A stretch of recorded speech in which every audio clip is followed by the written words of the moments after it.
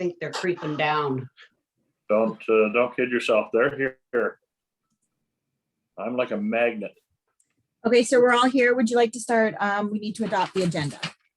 Okay. West Elgin Council hereby adopts the agenda as presented. Okay, mover and seconder, moved by Rowe and seconded by Cameron. All in favor? That is carried. So now we're reporting out from closed session at 9:34 a.m. that direction was provided to staff. Mover and seconder for that. Tallier and Leatham, all in favor? That is carried. Okay, any disclosures of pecuniary interest? Councillor Rowe has submitted declared interest in item 12.1.1, so she will not speak to that. And we are now on to delegations, sir. Okay.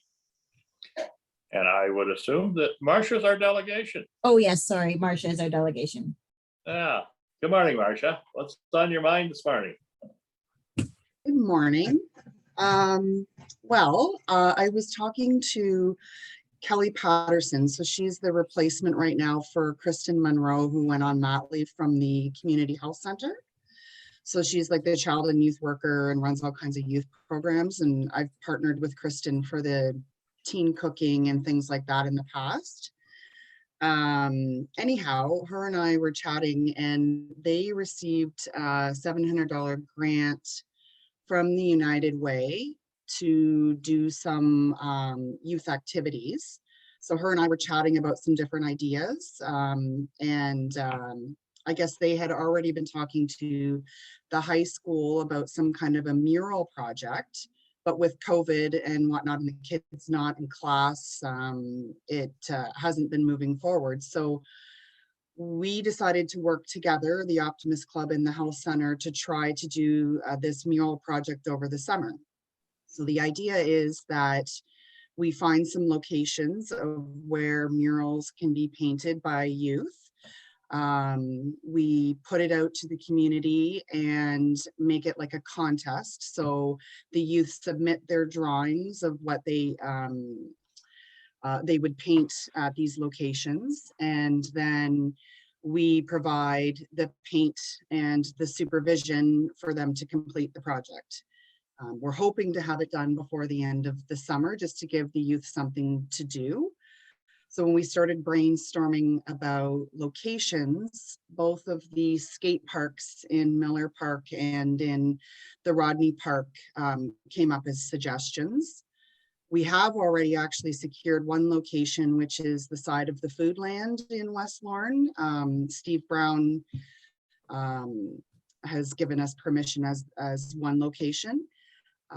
We also now have the Wallacestown Optimist Club on board, and they are going to be approaching the fair board about a location potentially at the fairgrounds in Wallacestown. So basically, I'm coming here today to ask for permission at this stage to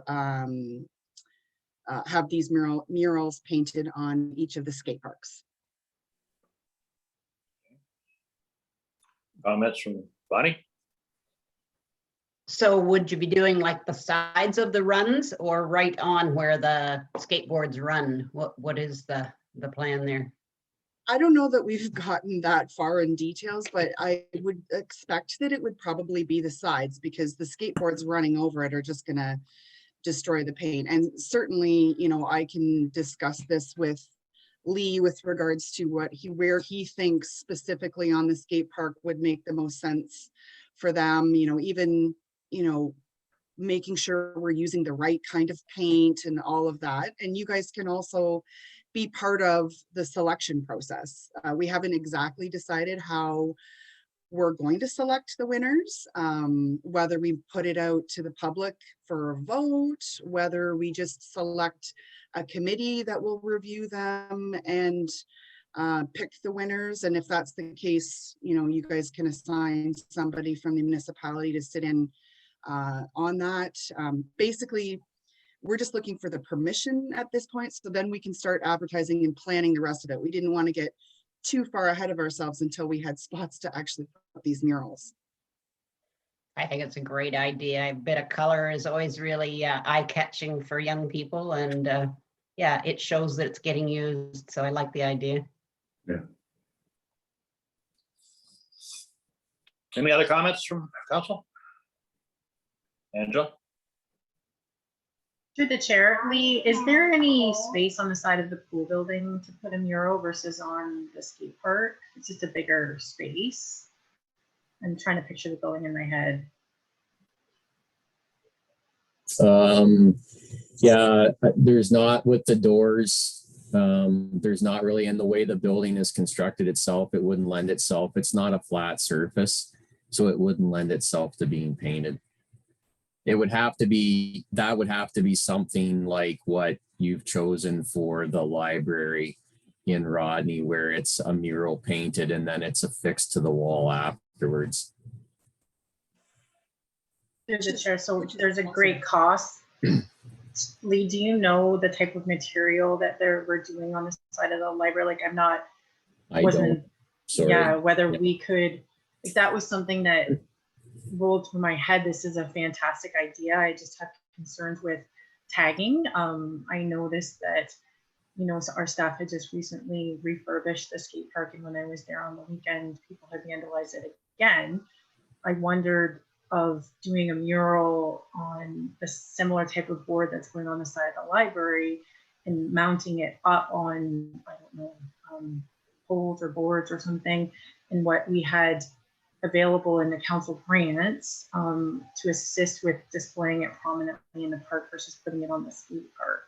I just don't want to see something, you know, these local youth put all the work into it and then someone else come along and tag over top of it, and then how do we fix it is a concern to me.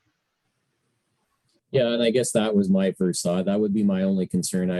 I know that the skate parks tend to get vandalized more than other places in our park system with graffiti, and I would hate to see the kids go to all the work of doing it on there, and then, you know, within a week it's been spray painted over. Janet, can you put that up?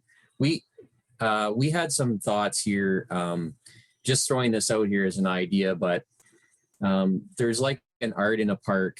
I've included a few suggestions here where it could be freestanding, kind of placed throughout the park, maybe along the pathways, where it's a freestanding sign or a sign that's affixed to a fence, depending on how elaborate you wanted to get with it.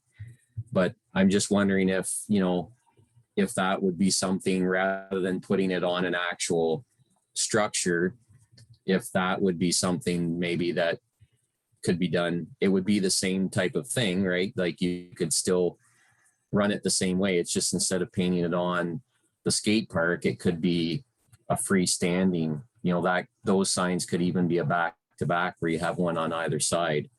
And if vandalism was a real concern, they could even be covered by a, you know, thin sheet of plexiglass or something so that it could be cleaned off versus damaging the artwork. So I don't know. That was just a suggestion that we had here from the office for that. I don't know. Thoughts? Can I respond to that? Yes, Marsha. You're kind of dark there again. Obviously, we did talk about vandalism. I mean, it's fresh in our minds from the installation of the playground and it already being vandalized. I guess our hope was that if youth in the community are there and actually participating in doing this, that hopefully that'll deter other youth from damaging their peers' artwork. But at the same time, they need to understand that if they do that, if they paint it on there, that is a real possibility. So they know that ahead of time. And then my major concern with regards to that suggestion about freestanding is the cost, like the cost of lumber and the boards and all that. Like we've got $700 so far, and we were already concerned about how far that was going to spread for paint alone. And I know both of our clubs were discussing potentially adding some funds to that, but if we look into building structures and whatnot, then I don't think we're going to be able to afford to do that. Hey, Angela. Through the chair, Magda, how much money do we have left in council grants? I have 10,000 in my head for some reason. Would we have any available funds if they came up with hard numbers and we decided to do a freestanding art in the park for council to consider adding potential funds to this project? There's still money available for, you know, unusual events or yeah. It's just they would need to make the proposal. So we need to get proper estimates and then council would have to consider it for a future vote. Yes. Okay. Bonnie, you had a question went through your mind there. You put your hand up and then you took it down. Yeah, through the chair. Just as I recall the discussion about the library mural, there was a coating, an anti-graffiti coating that they talked about. How expensive is that? And is that something that we could use on these murals that are on the skate park itself? Do you know about that, Marcia? I think that information, I'll just jump in here, Bonnie. I think that information and a good source that probably is far enough down the road investigating this, you know, Marcia, as you're kind of the lead on this, the gentleman's name is Mike Baker at Elgin County Museum. The library project is kind of falls under his tenure, and he would be able to give you a pretty good handle on what those costs actually would be to put up graffiti proof murals that has the ability, if somebody tags it, that it can be cleaned. So at least you would have that information to make your decisions on. Another thing that maybe you want to check out too for a source of funding, when you talked about Steve Brown at Foodland, I know that the Elgin Incentives grant program at the county has in the past, I think there might be up to maybe $3,000 that a business can apply for. Your Optimist Club can't apply for it, but Steve could apply for it and you could manage it for him. So I think that there's a number of things that we can possibly look at bringing a number of people together and maybe do this up in a way that we can all be proud of. So certainly I would be willing to help you anywhere with the county thing. And yeah, I think it's a great idea. I like Lee's standalone murals that are in prominent places. So let's get on with this. Let's find out what we can do. Sure, I did send Marcia the contact for Mike Baker, so she can contact him. Good. And I'm not sure who is at Elgin Incentives right now. Do you know, Magda?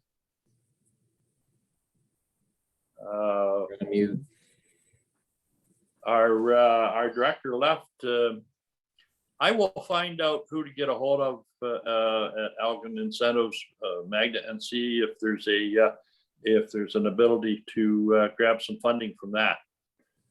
So if everybody, it's sort of like a potluck. If everybody brings something to the table, we could have a pretty good meal here. Yep. Sir, it's Can I a ask a C Galloway. Yes. It's a C Galloway. If that's who it's. Steve, yeah. That's who the It's email. Calvin. I think his name is Calvin. Okay. Yeah. At Elgin Incentives? Yes. Wow, I didn't even know we had a Calvin at the Elgin County. I think it. Sorry, Colin. Colin. Oh, okay. Calvin. Right, Colin Calvin. Galloway. What the hell is Calvin? So are you the lightning rod on this whole thing, Marcia? Kelly and I are working together on it. And then we also have a representative from the Wallacestown Optimist Club. So basically it's our two clubs working with the health center. So am I gathering that you guys do not want us to paint on the skate parks, that you'd rather us do this freestanding? I don't think that it's a situation that we don't want you to do that. I think that certainly I think you've got council's interest in this project, and you know, just trying to gather up all the information that we can kind of find, because you know it all comes down to money, doesn't it? And Oh, for sure. And we're trying to spread yeah. the money as far as we can, and we'd prefer to find more locations than putting additional funds into, because I mean, everybody knows the cost of lumber and all that right now. And then that's also an additional, then we have to find somebody to install it, or versus like, we were trying to just think simple. Let's get some paint. Let's Yeah. get the kids down to the skate park. We'll come and supervise them. It doesn't really have to involve a lot of municipal staff, or sourcing out other building materials and things like that. To be honest, this is kind of growing from all, and I like your excitement about it, but it's kind of growing beyond potentially the capacity of our little group. That we're just trying to do something to spruce up what's already there. And I understand your concerns with regards to the graffiti. That's a risk with anything. You give them a blank canvas like what they have down there right now, and they're painting on it. Maybe if there's murals on it, they won't paint on it as much. We don't really know. And that's a risk that you always have to take. So I appreciate all of your ideas and whatnot at this time, but really we're just looking for permission to paint on the two skate parks. And if it's a yay, great. If it's a nay, then we have to go back to the drawing board, and maybe we just do Foodland and we approach businesses. Okay. That's just my 2 cents. Okay, well, I see 2 things happening here. Let's get it back on and focus on your ask. Is there anybody here that has any concerns about Marcia's plan of engaging the youth in West Ogden here to do what they do, and under some supervision at the 2 skateboard parks? Is there any concern about that? No, I don't. I see everybody shaking their head, Marcia. So I think that you've got the okay from council to proceed with your with your partners and move on with that project. Certainly, I think you know, being in contact with Lee and whatnot as you move forward, I think that's probably all that's necessary at this time. But taking it to the next level of doing this on a larger scale, do you think that you know, in talking with these young people as they start out with this small project, if it works out really, really good, do you think that there's a potential that we can do it on a larger scale if we can find the funding to be able to do that? Well, that's exactly what I was just going to say. Like, I do love the, you know, excitement about it and everybody thinking that's such a great idea.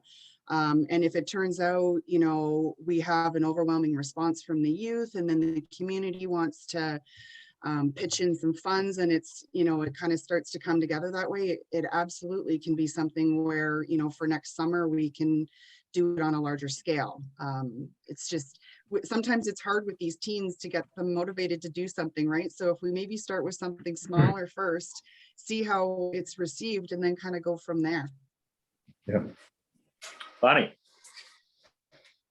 And I would just encourage you to, you know, look at the cost of the anti-graffiti coating and potentially apply through our granting process to cover that cost. I think that would be really a wise protection. Yeah, absolutely. I'll look into seeing whether there's anything that can, you know, even if it's some kind of a coat of, you know, a shellac or finish that makes it easier to clean off. Like, you never know what's out there now, right? And I think that what I'm hearing from council is that, you know, you have X amount of dollars right now,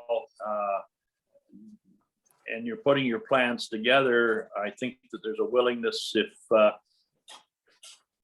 you know, our door would be open to you to come back and make an application for some grant funding from our grant line to move this forward for you.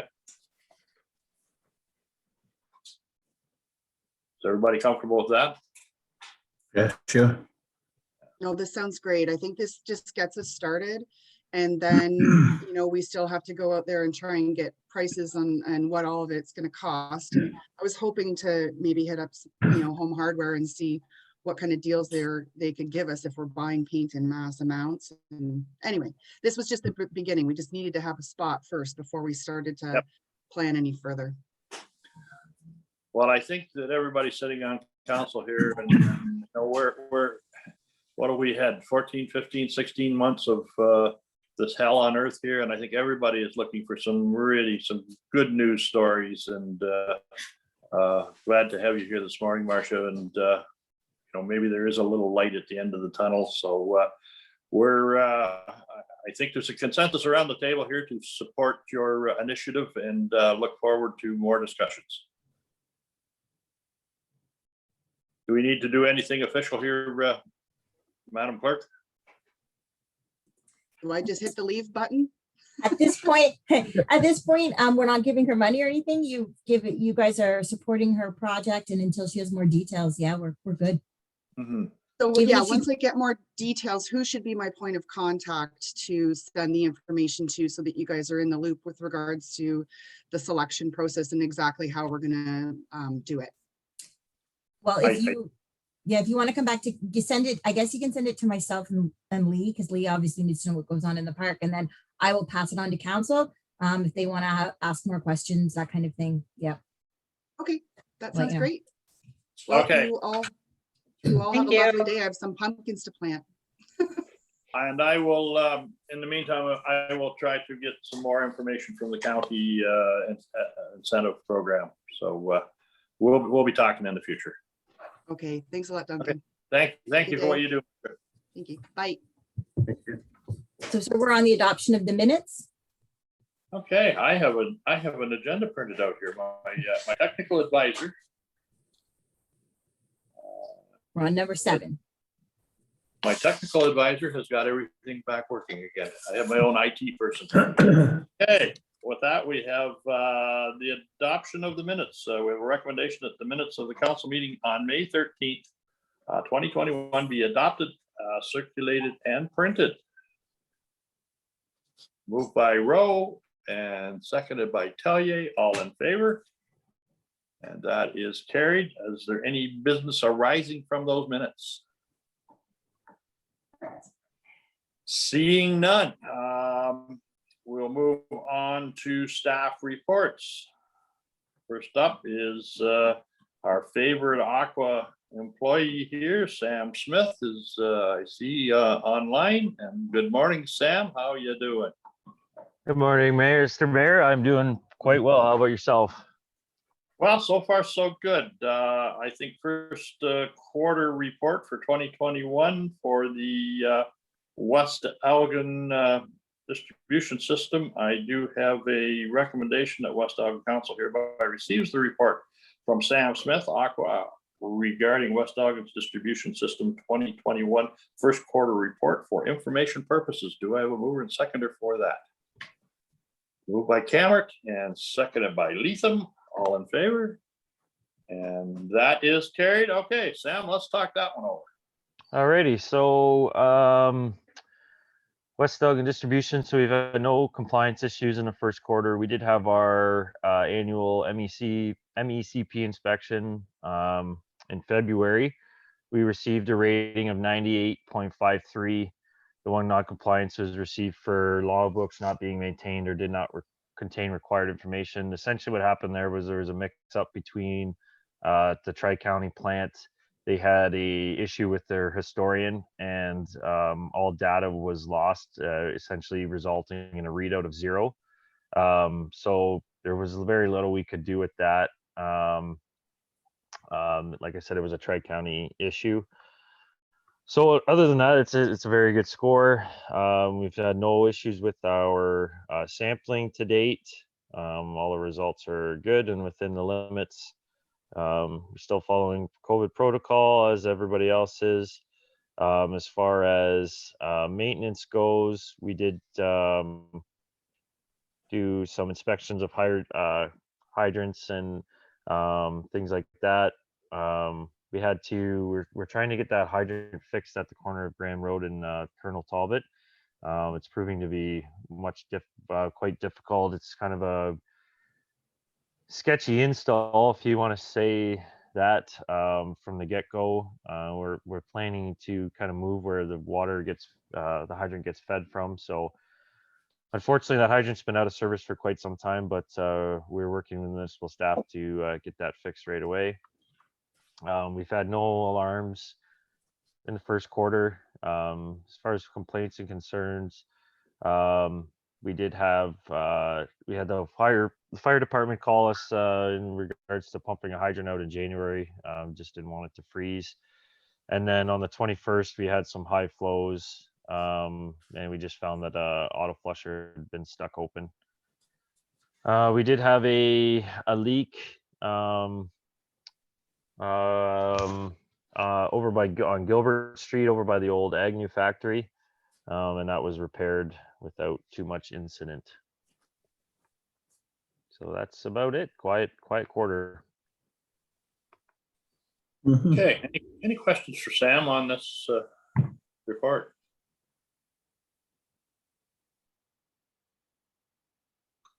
Seeing none, I sometimes wonder whether the general public knows that the municipality has very limited involvement with our water system. It's Aqua that looks after it, and we only have one water employee. I don't know how many people has Aqua got out of West Lorne, out of the treatment plant. So the Tri-County plant has, I think it's like 2 operators. It's kind of funny, if I was to tell you the exact number we have allocated to West Elgin, it's going to be like 2.6 or something like that. Like it's it's kind of, that's why Aqua is able to provide a competitive price, because we have a shared service where we're able to pull assets or pull personnel from large areas. So my area, that includes West Elgin, also includes some Southwest Middlesex and Elvingston people. So there's at any given time, there's 6 or 7 people kicking around that can help out at any given time. On a regular day, we have 2 Aqua operators looking after your distribution and sewage. Yeah. Okay, well, that's, and over the years that I have watched these reports come in from Aqua, 4 times a year. I have to say that certainly you guys do a really, really good job in making sure that West Elgin water is what it is supposed to be under the provincial regulations. Mm-hmm. I think that has to be very comforting to our residents, knowing that when they turn on the tap, the product that comes out is what it's supposed to be. Like I always try to tell people, I have 3 children under the age of 5, and they all drink the water. So yeah, no, that is certainly something that I feel very strongly on, is that we have to provide that quality, both of water and sewage. Okay, next item up is the no more questions on the distribution system. Okay, seeing none, next item up, I have a recommendation that West Elgin Council hereby receive the report from Sam Smith, Aqua, regarding West Lorne wastewater treatment plant 2020 annual report for information purposes. Sammy, mover is Rowe and seconder is Cameron. All in favor? And that is carried. Hey, Sammy. sorry, that was West Lorne. Yes. Yeah, we're gonna do West Lorne, an annual report. Do we not have a quarter report, or is this here too? This Oh, yeah. I have a quarterly. That's all I Okay. have. Yeah. This one here says annual report. Sam, you had sent those to us a little while ago and said you talk about it the Oh. next time you come. Do Yep. you want, That's I don't fine. I know. can, if you just give me a second, I can pull it up. That's my apologies. sorry, That's, I'm at home building a deck and I almost forgot about you guys. So is it easier if I apologize. send it to you, Sam? I can pull it up fairly quick here, Jano. Would you have to get a mortgage to build that deck? Luckily, I was worried about supplies, so I purchased the lumber in March, and I think that saved me a couple $1,000.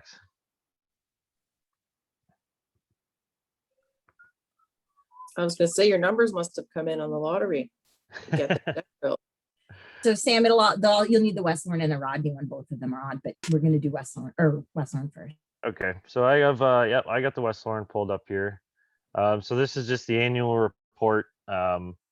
It's required by legislation to send in. It goes over the influent flow, the effluent, the quality, essentially everything.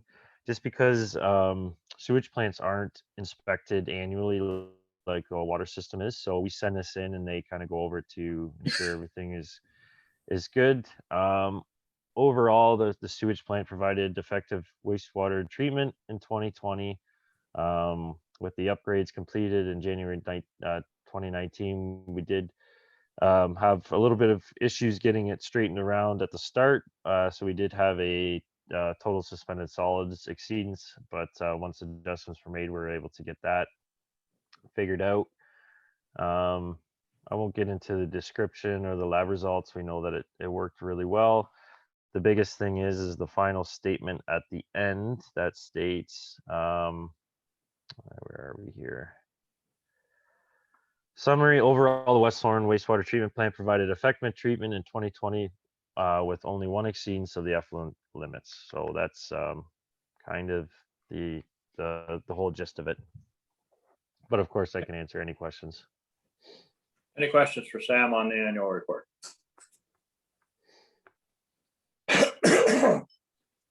Kind of interesting, Sam. A sewage treatment plant is just like it's a machine, isn't it? Yeah, it's especially what West Lawn and Rodney's is considered a mechanical plant. So yeah, it's actually a machine, but at the same time, it's also a living, breathing thing that you have to keep alive, essentially, to provide preventive treatment. There's all kinds of little bugs in there that we have to keep alive, and that's what provides the treatment. Okay, seeing no further questions, we'll move on to the next item here is a recommendation of West Lawn Council hereby receives a report from Sam Smith Aqua regarding West Lawn Treatment Plant 2021 first quarter operations report for information purposes. Mover and seconder, please. Moved by Cammert and seconded by Tellier. All in favor? And that is carried. Where you go again, Sam? So this is the West Lawn first quarter? West Lawn first quarter.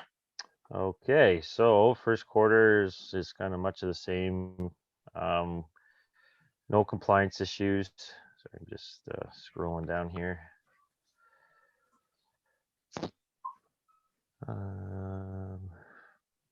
Computer doesn't want to scroll very fast. Okay, so yeah, we had no non-compliances, no inspections. As you can see, the flows are up a little bit, but on the average, but that'll even out throughout the year. Don't anticipate it being up way high. All the lab results were good. Yeah, as far as maintenance goes and general maintenance, we did have the start of this kind of phase 2 of the water treatment or the wastewater plant upgrades. They ran the new blower lines. They put in an air tank for the air compressor, things like that. The one thing we are still having is communication failures with the SCADA, but we continue to work with the SCADA group on figuring out that. As you can see, there was some alarms for that, but we didn't have any community complaints in the second quarter. So all in all, fairly quiet. Oh, the SCADA system, is that in the actual SCADA system or is that in the communication link? Are we wireless? Are we hardwired? So it comes through as a communication failure, but it's a communication failure between the PLC and the computer. So it's like we're not talking like communications like cell phone or anything like that. It's a communication between the PLC and the computer. Okay. So we're continuing to work with the SCADA group on that. So it's an internal, Mhm.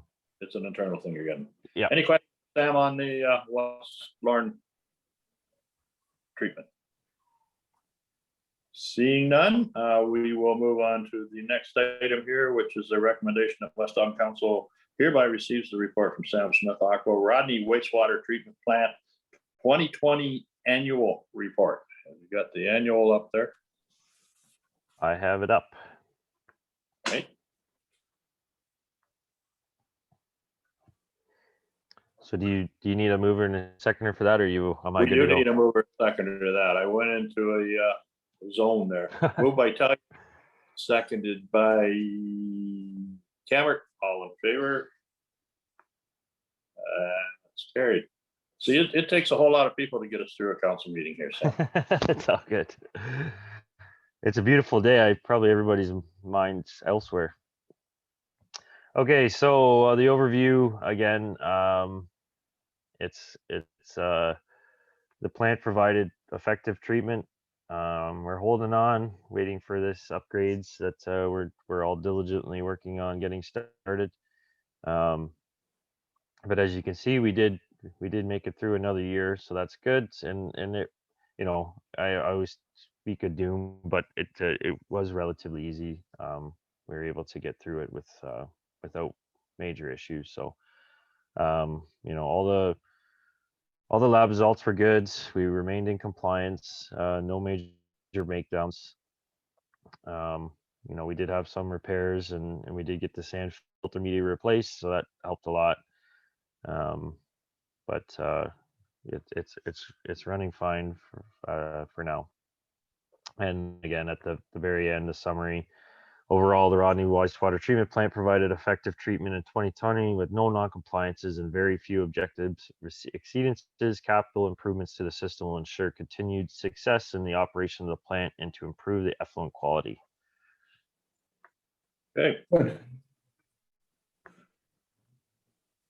All right, we are moving on now to a recommendation of West Don Council hereby receives the report from Sam Smith. Sir, Aqua. Angela, What?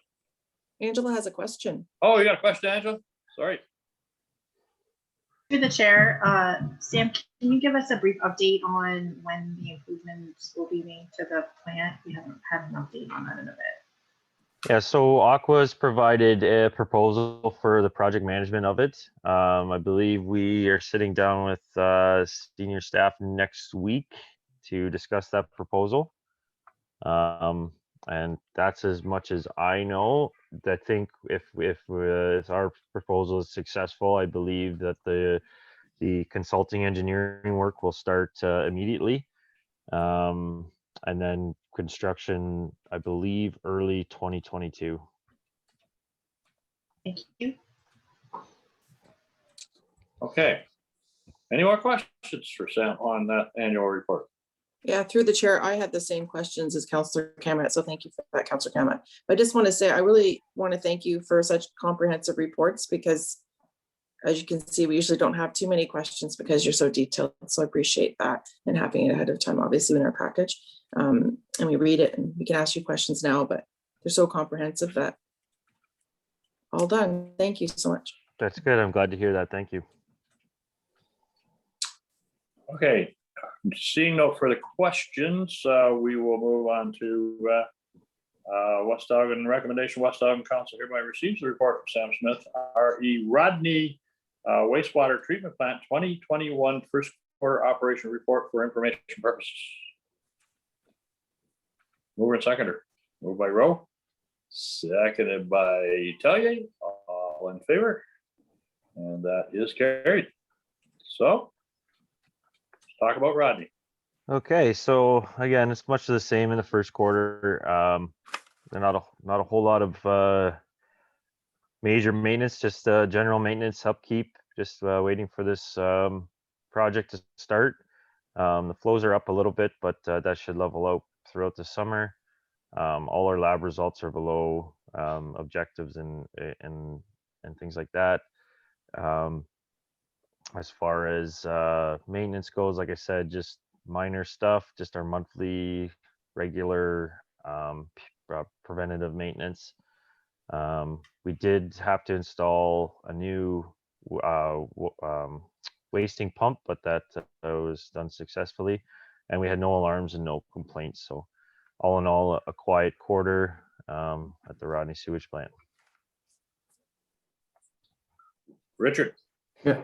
Hey, Sam, I was just wondering, what difference does it make with it being such a dry spring? Because I know that surface water and some storm water does get into the sewerage occasionally.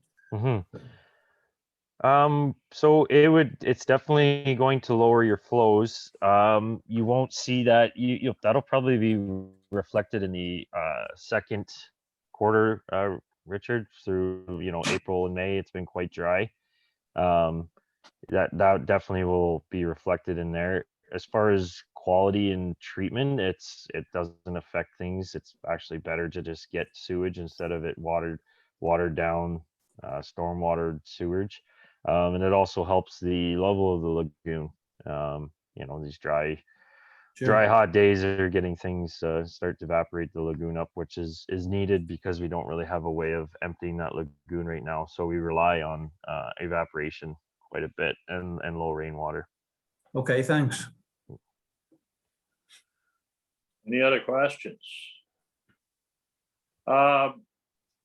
When you say you're replacing parts and pieces at the Rodney plant, will these new additions, will they work into the being able to be used when we refurb it, or will there be a requirement to change a lot of things as we go along?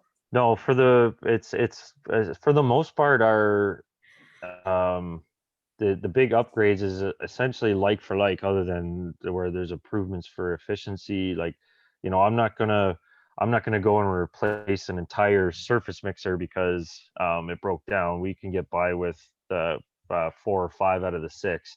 It's things like our wasting pump that really won't change when the upgrades come. It can be replaced now or replaced then. But the problem is that if it does fail, I do need to replace it. It's a vital piece. It's if something breaks down that we need for compliance and whatnot, I do have to replace it. But it usually is, for the most part, when we're doing this rehabilitation, it's essentially like for like. Right. So it's you're putting new tires on the car. Yeah, exactly. New tires and a new motor and everything, but the car is still the same car. Right. New and there you improved. go. Okay. Any other questions for Sam on Rodney? Seeing none. All right, Sam. Well, I guess you're off the hook here now, and you can go back to building that deck.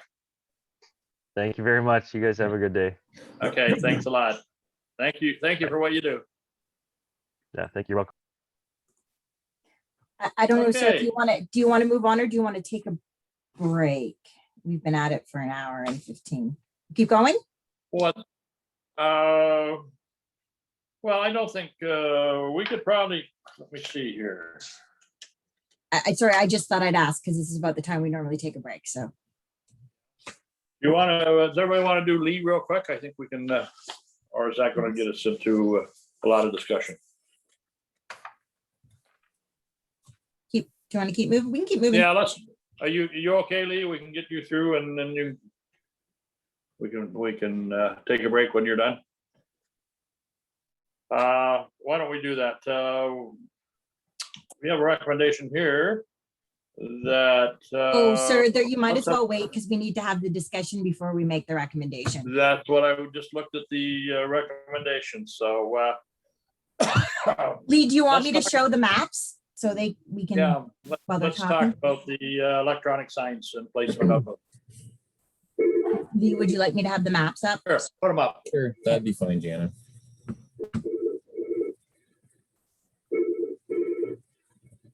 So good morning.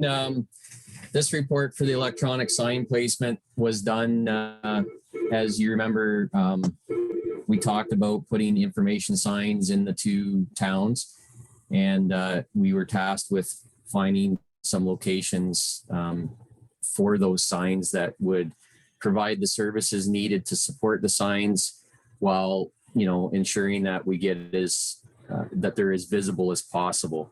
So I believe, what do you have there, Rodney? So we tried to look for locations that were municipally owned. Obviously, that makes it much easier, and because we don't need to have, you know, land use agreements, rental agreements to have those signs sitting. So in all the spots we looked at in Rodney, we came up with Furnival Road at the former railroad tracks. It doesn't show on there, but that's where the North Frontenac fiber optic building sits now. So that would be a one location which would have hydro and internet, which are the two services that we require for these signs. And it would be, you know, there's a lot of traffic, as Furnival Road is the main road through Rodney. The second location is out in front of the recreation center on Queen Street. So the bonus there would be it's, you know, both of those properties are municipally owned.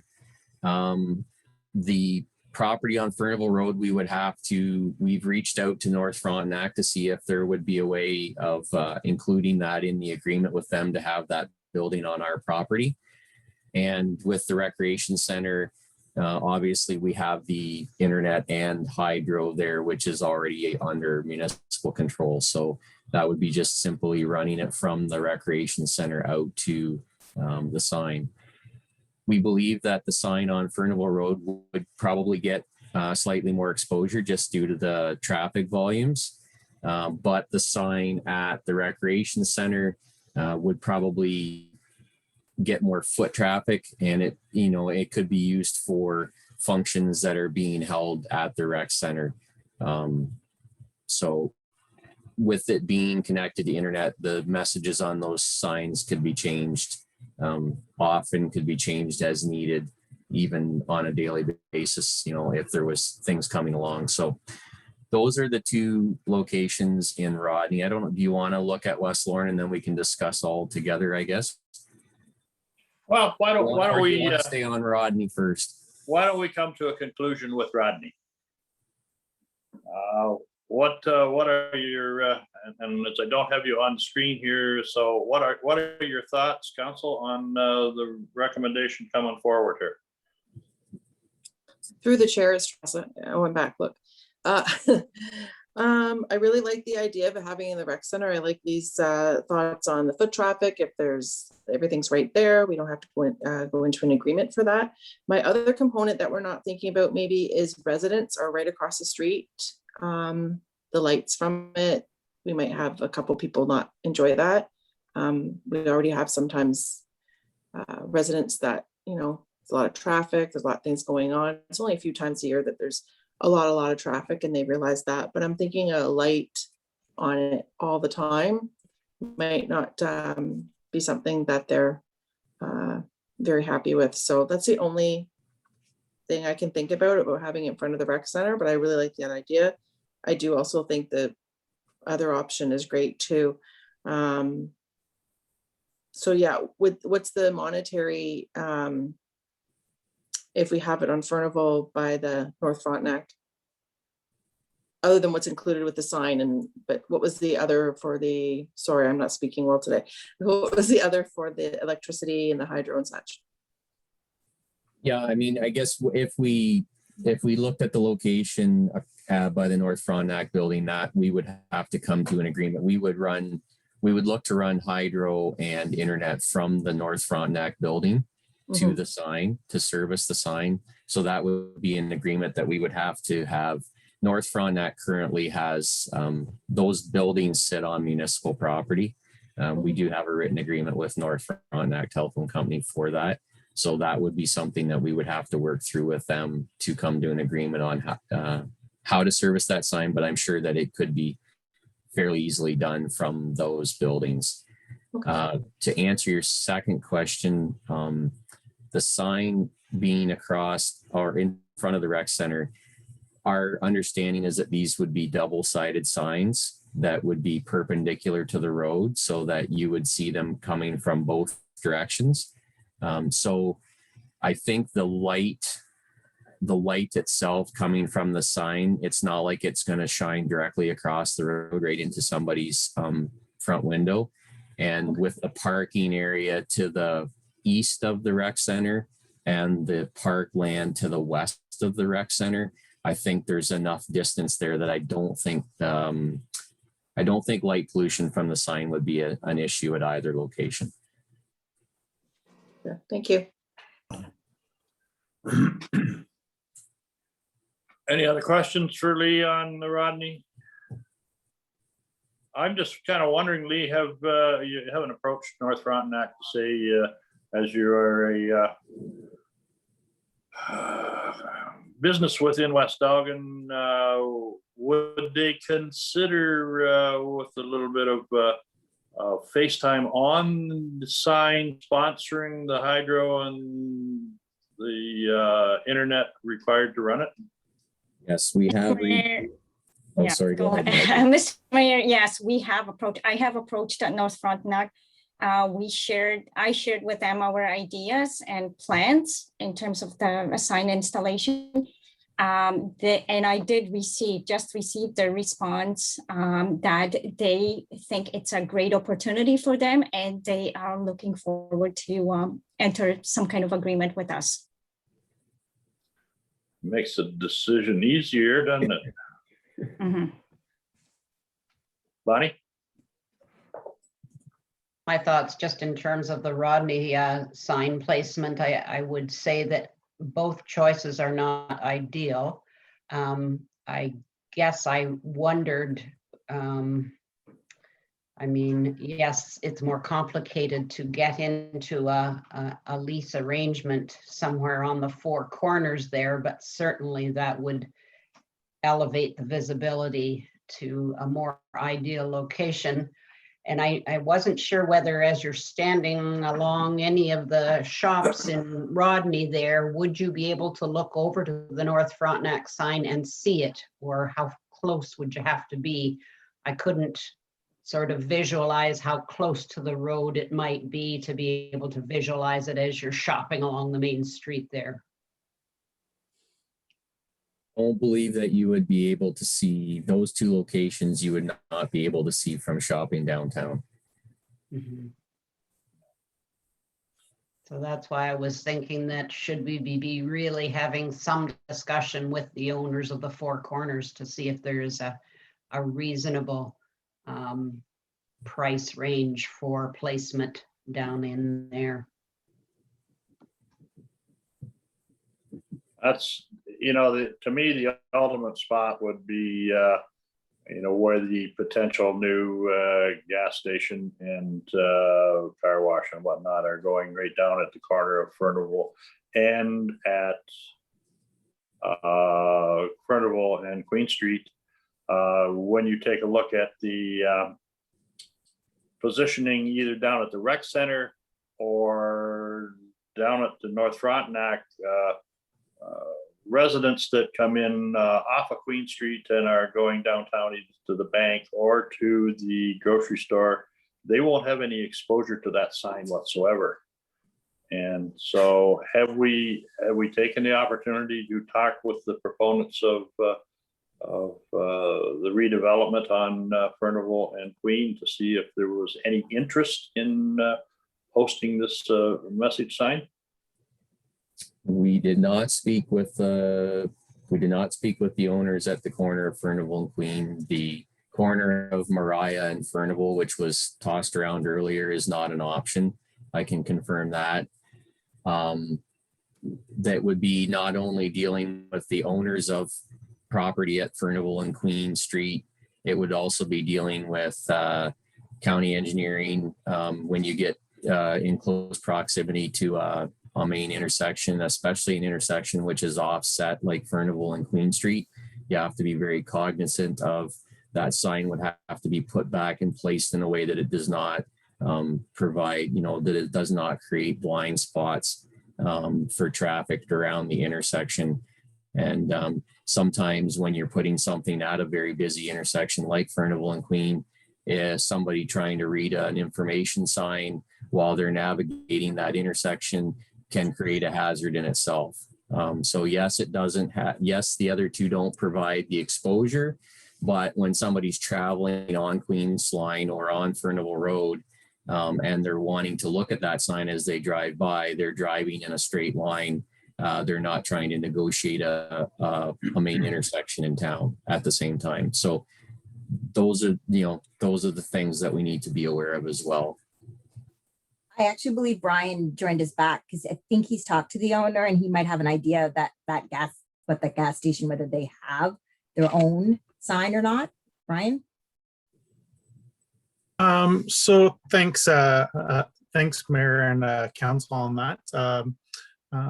As part of a development concept, we can explore opportunities through site plan, through a site plan control agreement, and require owners to develop some signage that we're looking for possibly. As council may know, through site plan control processes, we can control elevation plans and sign placements, building location placements, all through that process to help mature the downtown core into a feeling that council wants to see there. And the signage could be one option that we could look at as well with the developer when they proceed. Getting through all the regulatory hoops and bumps, Lee, what are your thoughts? Is it something that before we make a decision on a final resting spot here that we explore this option? I certainly think that we can explore it.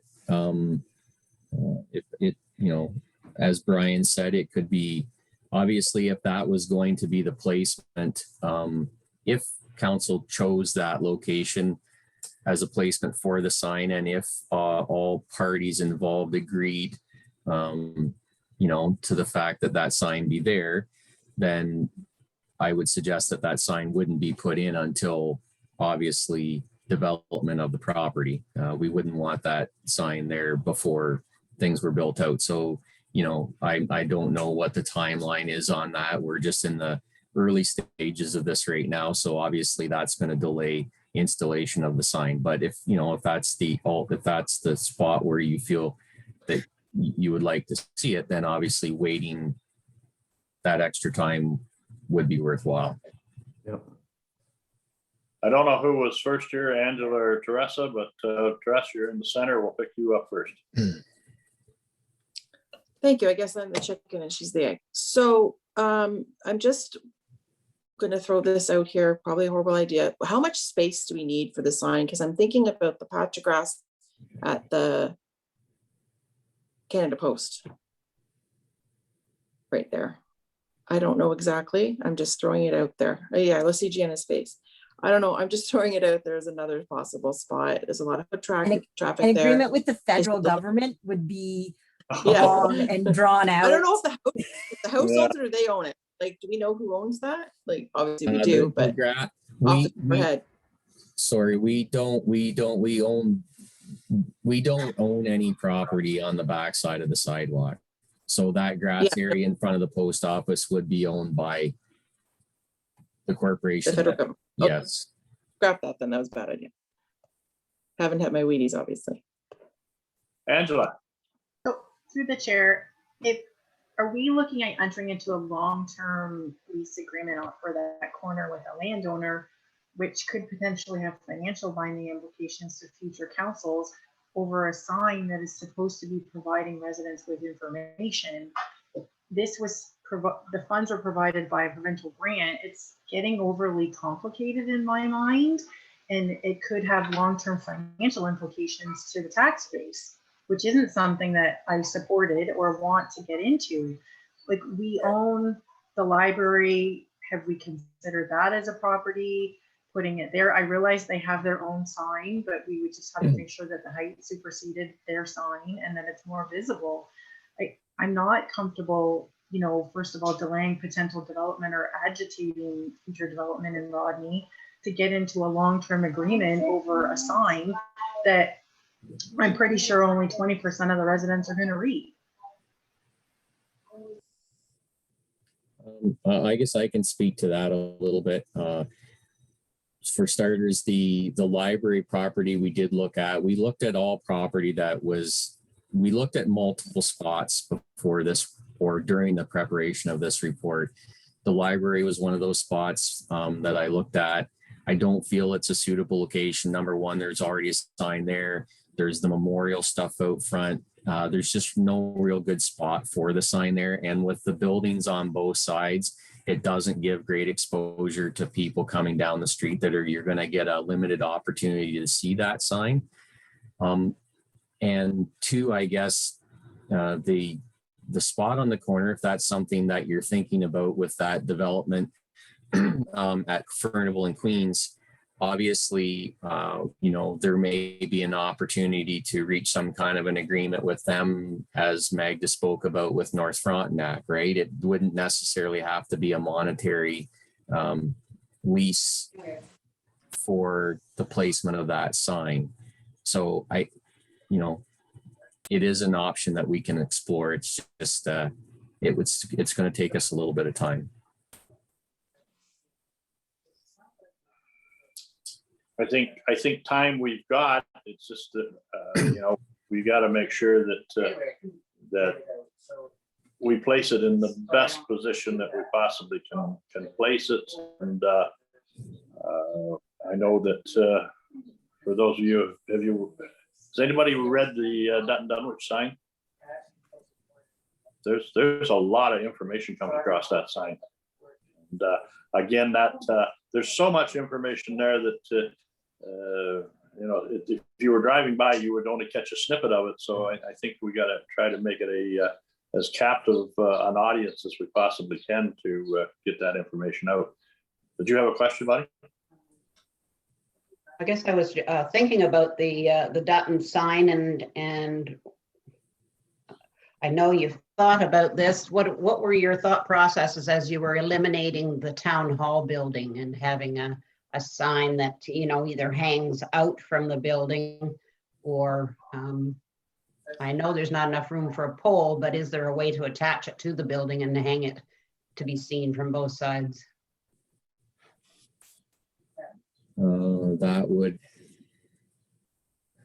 That would have the sign hanging directly over the sidewalk. The sidewalk is tight to the front edge of the building. So I don't know whether the building would support a sign like that. That's something we'd have to look into. I think if you were thinking about the town hall downtown, I think that you'd probably have to look at a one-sided sign that faced the street versus a sign that was put perpendicular. Like the sign could be hung possibly on the front of the building, but to have it perpendicular to the street, supported by the building, I don't know how that I just don't see how that installation, and it would have to be quite high as well, right? Because it's gonna be over the sidewalk. People would literally be walking underneath of it. And I think that may create some challenges. And the county would have to approve something like that. Another little piece of property downtown West Larne that I've kind of thought about too. I wonder who owns that little strip of grass between the dollar store and the old doctor's office. Does Crushy own that, or does the doctor office own that? You know the one I mean? Yeah.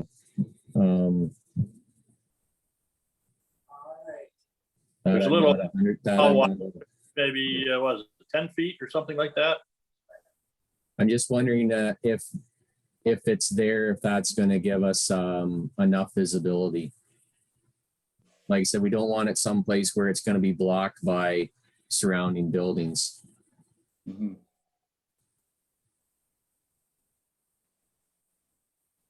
I was just thinking real estate. I hadn't got to the visibility side of it yet. Angela. sorry, couldn't unmute.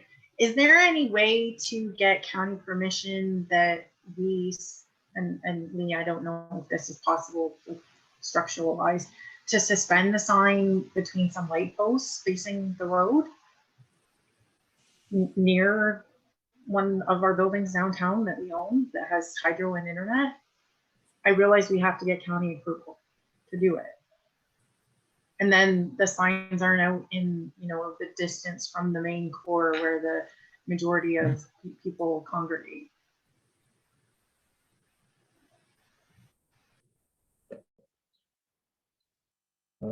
I mean, I can certainly talk to the county engineer. I think, like you said, I think the only option, if you're going to go into the boulevard with it and have it put on posts, you wouldn't suspend it from light standards. You'd have to put in posts specifically for that. And I think you'd probably have to have the sign would have to be parallel with the street. So it would be it would be single-sided versus double-sided. Okay, that doesn't, I would prefer it be double-sided so you can see it from both directions. Because there's nowhere downtown where the boulevard is wide enough to accommodate a sign perpendicular to the street between the curb and the sidewalk. And the little grass area between the dollar store, just south of the dollar store, is part of that property. Part of the dollar store property. Correct. Yeah. And is there enough room if you were to put a post out at the very front of that, right by the sidewalk, that it would be visible enough from both ways? Just looking at my mapping here, I don't believe so, sir. Yeah. Okay.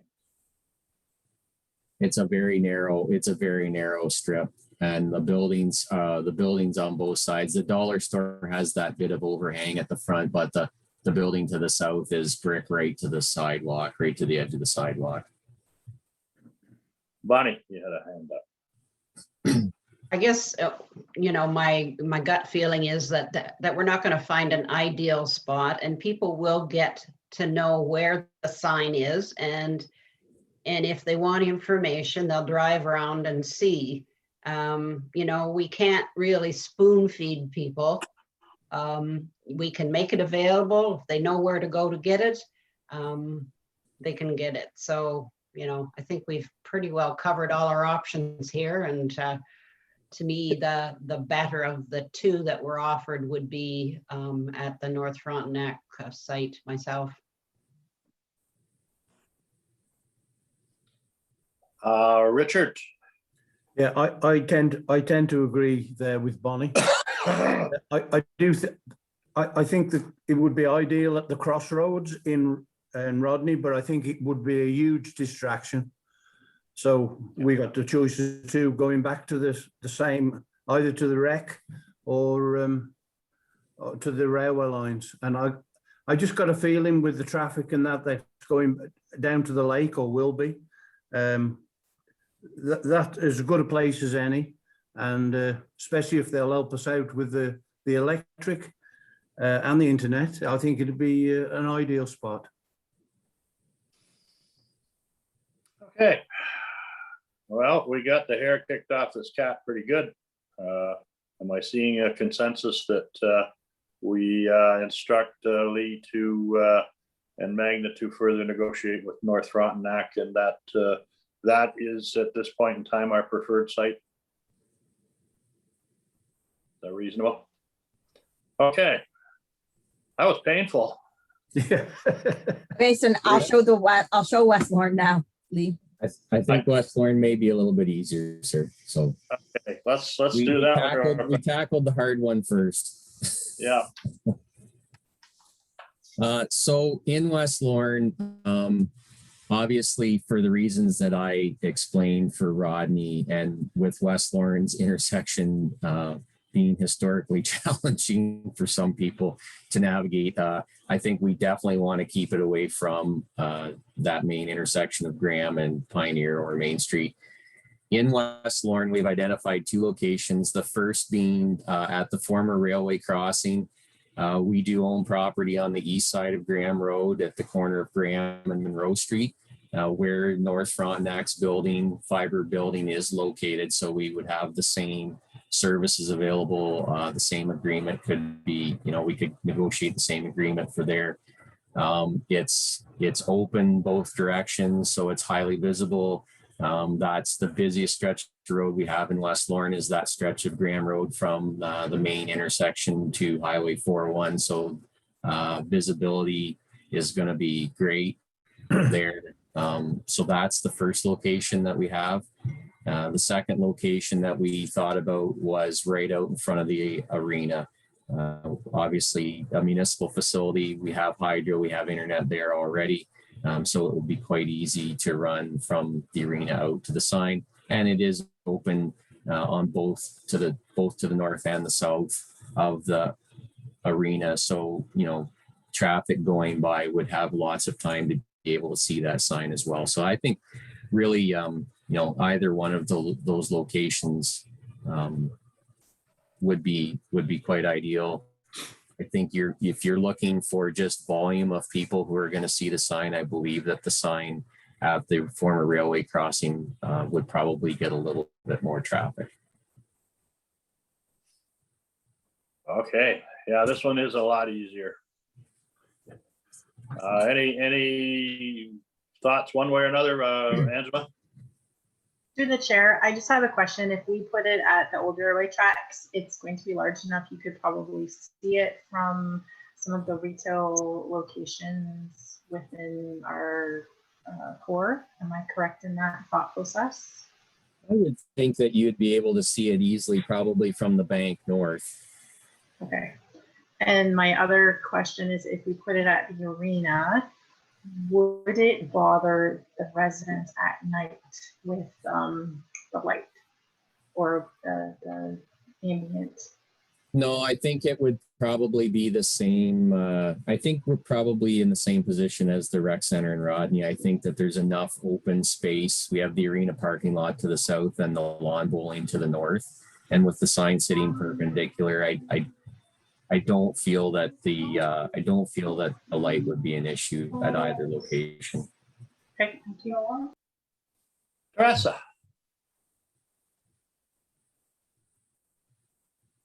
Through the chair. Yeah, this was a no-brainer for me for the West Lorne location. I think the former railway crossing on Graham, as Lee stated, the traffic flow, you're in the core. I just thought it was a great idea to have it there. And when you're shopping, you can look when you're traveling to the 401, commuting for work, whatever, as people go along there. It's just right there. So even kids going to school on their bus there, it's right there. So I think it just is to me, a great location there but the former railway crossing on Graham. Any other comments? Okay, you're right. That was a lot easier, Lee. I think there's a consensus around the table on both of them that we proceed, working with North Frontenac and seeing what kind of agreement that we can come up with, possibly on a sponsorship of the sign. The other component, I guess, that at some point in time is that another policy will be required as to what goes on the sign and who has the opportunity to use the sign. So I know that staff are just with bated breath waiting to sit around and pen a new policy. So that being said, if the consensus is there, we do have a recommendation that West Ogden Council hereby receives the report from Lee Gosling, Manager, Operation and Community Services, RE electronic sign placement in Rodney and West Lorne, and that West Ogden Council hereby directs staff to, do we want to say place, or do we put down negotiate a placement at the following? How do you want to actually word that? We can state that we hereby direct staff to negotiate placement of the signs in Rodney and the former railway crossing beside the North Frontenac building on Furnival Road, and in West Lorne on the former rail crossing beside the North Frontenac building on Graham Road. Okay, And to negotiate with North Frontenac regarding electricity and internet provisions. okay, you all heard the recommendation. Do I have a mover and seconder for that? Moved by Leatham, seconded by Tallier. All in favor? Very good, carried. All right, now we can have a break. Oh, one more thing, Lee. For those of you who have not been down to the marina, I really have to commend yourself and staff for the wonderful, wonderful job that you did down there. It looks absolutely amazing. And so certainly pass that on to, I think Josh was maybe your grader man down there. He graded that up just like it was poured concrete. And so you can't ask for any more than that. It looks really good. I'm just waiting for the first hot dog to go down there and start doing donuts in the middle of the night. Yeah, yeah. So Lee does have one more report. Do you want to deal with that before we take a break, or do you want Well, to? okay, sure. Go ahead, Lee. We have West Ogden Council hereby recommends or receives the report from Lee Gosnell, Manager of Operations, regarding summer programming at the pool, and that council will allow senior staff to adjust summer programming to meet operational needs and COVID restrictions as long as net operating cost does not exceed the budgeted amount of $61,903.20. Anything you want to add to that, Lee? No, I don't think so. I guess I can answer questions if council has any questions. I'd just like to say that it's been challenging. Emily and I have been working diligently on this, trying to come up with, after a budget was set, we had a couple of people come forward. So we have a couple of summer long rentals, one obviously being the day camp, which council is aware of. And then there is a private rental accounting for 6 hours a week, 3 days, 2 hours a day through the week. So, then we started looking at, okay, how do we adjust our schedule so that we have staff available for those times that are required? And so we started, putting multiple schedules together to try and come up with something that would work. Now, with things changing, it just seems like every day, this obviously still hinges on do we move to step 1 on June 14th? Does step 1 allow outdoor pools to be open, which we feel that it will? That's our indications right now. We've worked with Southwest Public Health. We've worked with the Life Saving Society. We felt that we could, if we can offer even a limited run of lessons this summer, that's going to help. It's going to give, it's going to give residents the ability to get their kids back to something that's, somewhat normal. And it's going to, with lessons, if we can provide the lessons, that's going to help us cover the cost of having our guards there Monday to Friday. So the schedule that I provided with this report is obviously a draft schedule right now. Things can change, but I guess ultimately the purpose of this report is because things are changing so often, and because we're still very unsure of what's going to happen, we're just looking for council's approval to give us a little bit of leeway to operate, the most we can possibly get out of the pool with the budget that you have allocated to us. Our plan is, if that's agreeable, we would advertise. Emily has the advertisement for swimming lessons ready to go out. We would advertise that beginning next week for a 2-week period, and with registration starting on the 14th of June. So that way, that's going to give people a time. Everybody is going to give them a chance to see that that's coming out. And come the 14th of June, we're going to have a better idea of if we're going to be able to allow that. And obviously, if that doesn't materialize on the 14th of June, that changes everything again. And I think then we have to look at if, it's just, we don't know, but we want to get it out to residents sooner than later so that if things do open back up on the 14th and we can make this happen, that we're 2 weeks ahead. We've got a 2-week jump on things. Okay, Angela.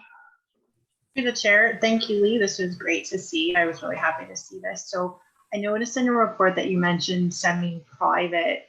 I took a quick look at our fees and charges, and so we have regular swimming lessons and private swimming lessons in our fees and charges. So what is your proposed rate for semi-private?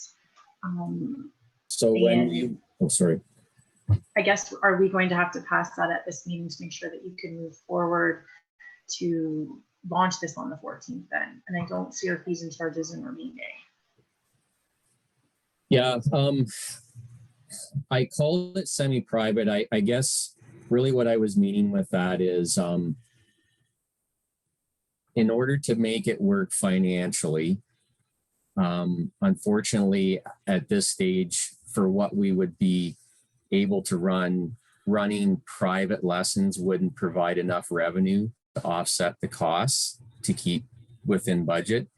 So on the flip side of that, obviously with COVID restrictions and the staff that we have available, we're thinking that we want to keep class sizes small. That's probably in our discussions with Southwest Public Health. They were very supportive of that. If, we don't want to have 12 or 15 kids in a class, like, normally would have been in past years for just regular swimming lessons. So I guess when I was thinking in my head semi-private, I'm thinking they would be regular swimming lessons with small class sizes. When we did our calculations, we were basing class sizes on 5 children per class. So we would our thoughts are that we would offer those swimming lessons at the regular rate. That's how I did my calculations. So it would be a very intimate class size as far as there would only be, those 5 kids per instructor. But we would just charge at the normal swimming lesson rate. Okay, thank you. Bonnie. Yeah, I totally agree that it makes sense that staff be given the ability to manipulate all the various parts to these decisions. I just have a couple of clarity questions. Have we got a full complement of lifeguards that we were hoping to get? And have we been able to update the lifeguard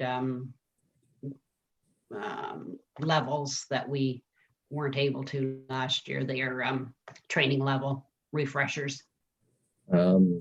So to answer your first question, I don't have as many guards as I would like. It's very difficult to try and attract and retain kids that, are needing that summer employment when I can't offer them any guarantees. We do currently have 4 guards, 3 of whom are able to teach lessons. The 4th, so I guess to your second question then, for their certifications, the guards have been working diligently. We've been working, we secured a spot on a course for one of the guards. They will have, hopefully by mid-June, they will have finished their recertifications. So the guards will have all 4 guards will have their NLS, which is their lifeguarding, and 3 of the 4 will have their WSI, which is their water safety instructor. The 4th one is one of our younger ones, and he needed the full course, not just the recertification. And at this stage, they have not run any full water safety instructor courses since last February. So unfortunately, he'll still be a valuable asset to the pool, but he won't be able to teach lessons.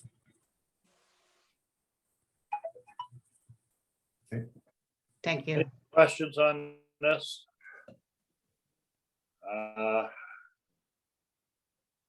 Hopefully next year, this is just a bad memory and, you know, the pool will be operating as normal and, you know, it's very, very difficult. Certainly we have to commend our staff of trying to keep this whole municipality going with, you know, in most cases, we have at least a couple of flat tires on something that makes it really hard to move forward with. So thank you to Lee and Emily for doing the best we can with what we've got to work with.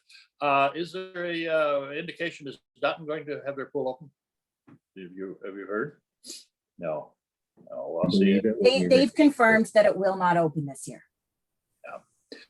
So, I mean, certainly kudos to our staff of going the long mile to make this happen. Okay, anything else for Lee? I do have that. Yeah, I need the resolution. Yeah, all righty. I read the resolution. Do I have a mover and seconder for that resolution? Moved by Talia and seconded by Rowe. Any more discussion on that? All in favor? That is carried. And now we're going to have a break. Thank you very much, Lee. You're welcome. We'll be back in a few minutes. About 11:15, I take it. All right. Beetlejuice, say her name, and there she appears. I was reading All my right. emails, sorry. All right, next item up, Brian, site plan control area recommendation report. Recommendation of West Don Council hereby receives the report from Brian Pierce, planner, regarding site plan control area bylaw recommendation report, planning report from 2021-18. That's the bylaw. That West Don Council approves a bylaw for establishing a site plan control area for the municipality of West Don in accordance with the draft bylaw, with the revisions included contained within the appendix 1 of this report. 2021-18. Good Sir, wait a morning, minute, Brian. I was gonna say that recommendation needs to be amended anyway, because it's as shown in the bylaw portion. We're not approving the bylaw right now. We're just approving, like we're just discussing. Yeah. I think, you know, certainly, I haven't gotten my head around this thing yet, but it's not necessarily we approve the bylaw today. Is there a plan of approving a bylaw today? No, everybody's shaking their head. at it. The bylaw is No. attached, but it doesn't have to be. It's council's discretion always. Yes, Well, if council decides not to approve it, we can remove that bylaw from. Easily. Right, well, I think it's just something that we have to get our heads around and get comfortable with. So we can have those discussions as we move forward. How do you want to handle this? Do I need a mover and seconder to get this So on the let's just table? start talking about the report, and you can do the moving and seconding once you guys figure out what you want to do. Okay, Brian, we'll turn it over to you. All right, thank you, Mayor, members of council. So the purpose of this report is to follow up from the initial report that came before council on April 8th, 2021. From that meeting, we solicited it on our website to engage interested stakeholders on the drafting of the site plan control area bylaw. No formal comments were received. As part of the bylaw, it's to align planning and building reviews to aid with streamlining development reviews with municipal approvals, as well as other authorities having jurisdiction. I listed a few there: MTO, Ministry of Natural Resources and Forestry, County of Elgin, Lower Thames Valley Conservation Authority, to name a few. So site plan approval would be required prior to an issuance of a building permit in order to commence construction on the property as part of all applicable law requirements under the Building Code Act. That's the trigger to commence construction with the issuance of a building permit. So site plan control is a way for municipalities to guide development on a site-specific basis. So developments are built and maintained in a proper manner. It's used for new developments to meet certain standards of quality and appearance. As we talked a little bit earlier, how we can get into quality and appearance earlier in today's agenda. Proper servicing of infrastructure is provided for efficiencies. Safe and easy access for pedestrian and vehicles.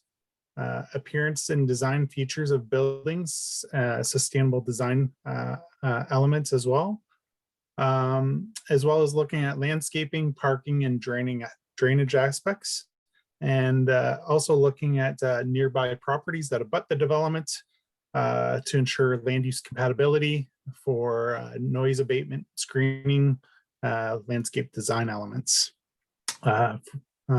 So typically site plan control involves the review of drawings of these physical arrangements of buildings and structures on the site, locations of access points, parking areas, pedestrian linkages, landscaping, lighting, fencing, and signage, as well as municipal servicing aspects. So getting into water, stormwater drainage, and sanitary designs.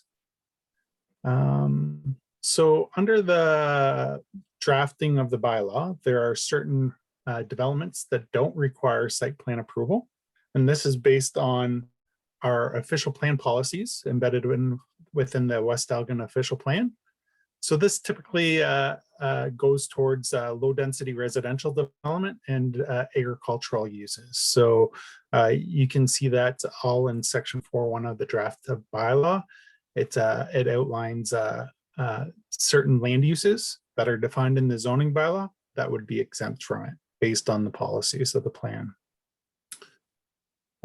Some examples of developments requiring it would be, or general developments that require it would be industrial land uses, commercial land uses, institutional land uses like our schools, agricultural, commercial land uses, agricultural, industrial land uses, medium and high density development types not listed in section 4.1 of the bylaw. That's how the bylaw is structured. So some quick examples of site plan review process I listed in the report just to get your minds thinking of it. So it's conversion of an institutional building into residential building. You could require it for a new gas station proposal, expansion of an existing school site, multi-unit apartment buildings, townhouse buildings, a warehouse facility. So I attached to the report some modified version of the draft bylaw that you've seen on April 8th, refining some language accordingly with regards to the pre-application consultation bylaw that was recently passed. So language is consistent with it. So from financial implication standpoint, site plan review is an applicant-based review process, and there's a collection of fees required in accordance with our fees and charges bylaw for this type of development to go through planning approvals. So again, the bylaw was developed based on the Planning Act's legislative requirements, as well as looking at county official plan policies, as well as the municipalities' official plan policies to help guide and shape the framework of the bylaw. So in summary, it's compliant with the Planning Act and conforms with the official plans. So I put forward before council a recommendation to approve the draft bylaw with the revisions included attached to this report. So if there's specific questions from council, I'd be more than happy to answer it. Okay, any questions from council on this? I guess when I sit back and look at this, right now the county is in the throes of official plan review. I believe that West Elgin is also going to be in a situation where we need a official plan review. We had a meeting last night regarding development charges, countywide development charges. There's a whole lot of planning issues that are up in the air here. And do you see, Brian, or is there any thought that before we put any more bylaws in place, that would we be better off to kind of see where the dust is all going to settle when a lot of these reviews are over and done with, and then at that point in time, have a discussion on the site plan, on the site plan bylaw, or is that going to make any difference moving forward if there is no changes to the official plans that will impact this site plan review? It is what it is, and it isn't going to make any difference one way or another what the official plan says?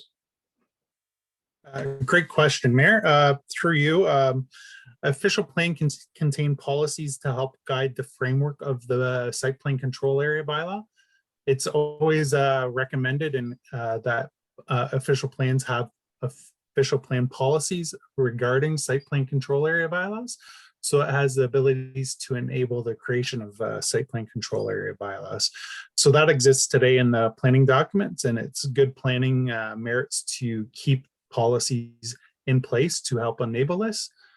If there's modifications to the policy framework within the documents, again, when a new official plan is in place, as part of continuous updates to our bylaws, this bylaw could be amended to take on those new policies that may vary from the existing one. But in general, our policies are fairly broad in general and consistent with a lot of rural municipalities on how it's developed. And I don't think there would be much changes, but if there was, we could always do amendments to this bylaw to incorporate the policy changes.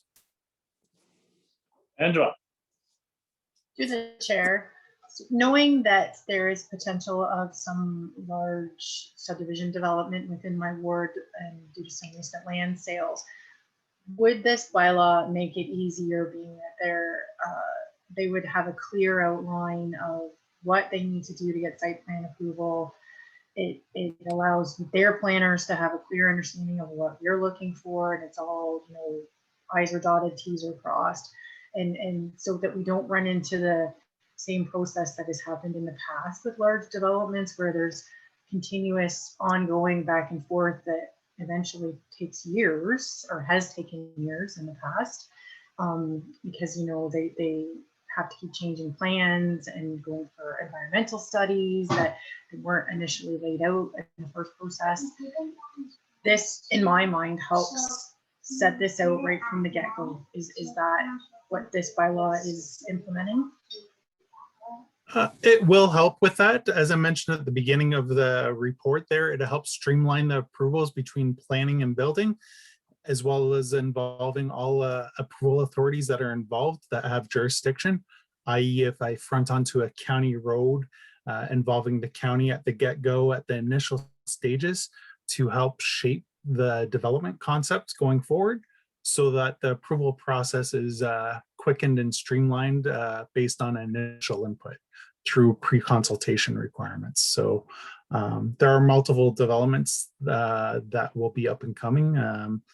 Everyone's familiar with Seaside subdivision. That was a block plan of subdivision that just recently received county council approval on May 11th. So there are multiple blocks within that development for mixed use that will have a commercial residential mix that would aid from site plan control and controlling architectural design to landscaping elements, what the buildings look like, rather than going straight through to building permit and just maintaining minimum zoning bylaw requirements and checking it off the list. It allows for a holistic plan review for improved development qualities based on those rack list of ideas that the site plan control area, that site plan control does within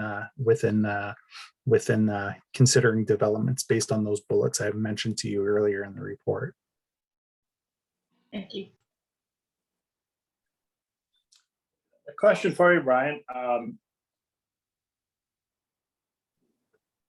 Developers, and it was, we did have our development charges meeting last night, taking input from mainly from developers last night at county. regarding the development charges. And a developer, they're used to and understand, familiar with not only development charges, but are they also very familiar with the fact that if they're going to do a development, they're expecting a site plan control component put into that development? Great question, Mayor. Based on my knowledge center and based on other jurisdictions, other municipalities in the area, site plan control is a very common process, planning process that's out there that most of the development community would be vastly familiar with, as there's not many municipalities out there that don't have a site plan control bylaw and process associated with it. When it comes to development charges, that's under the Development Charges Act. So the county is exploring, obviously, exploring the opportunities to impose development charges across the whole county on residential and non-residential development. That has no impact on site plan control bylaw processes. If a municipality doesn't have a site plan control area bylaw, or they do, the collection of development charges would be at time of building permit issuance. So we'd collect that rate no matter what, and then hand it over to the county for their capital plan improvements that are contemplated in the background study. I found it very interesting in the discussions last night. One of the developers,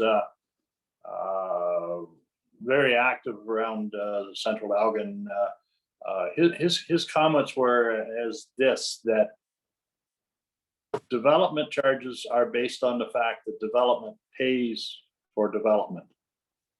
And as a developer, having development charges bylaws in place that are used solely, and I mean, it's very restricted what the development charges money can be used for, and that is the upgrading of specific infrastructure. And from the developer's perspective, his statement was that, you know, as development comes, the infrastructure needs to improve to facilitate more development. You got to have better roads, you got to have fire stations, you got to have wastewater, you got to have all these things in place that you need. And if development charges are the vehicle that allows you to have those additional dollars to improve the infrastructure that you've got in your community, you're not going back to the individual taxpayer to pay for those additional services or streets or roundabouts or stoplights or all the things that's necessary when your population intensifies.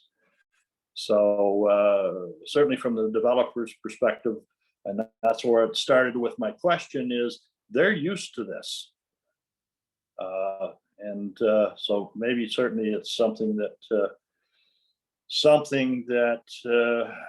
maybe it's time in West Elgin that we move on with the way the rest of the world is going, because previous to right now, there's been fairly limited development of both housing and whatnot in West Elgin, but that seems to be changing with as time moves forward here. So maybe we need to prepare ourselves to get with the bigger picture. Bonnie, you have a question?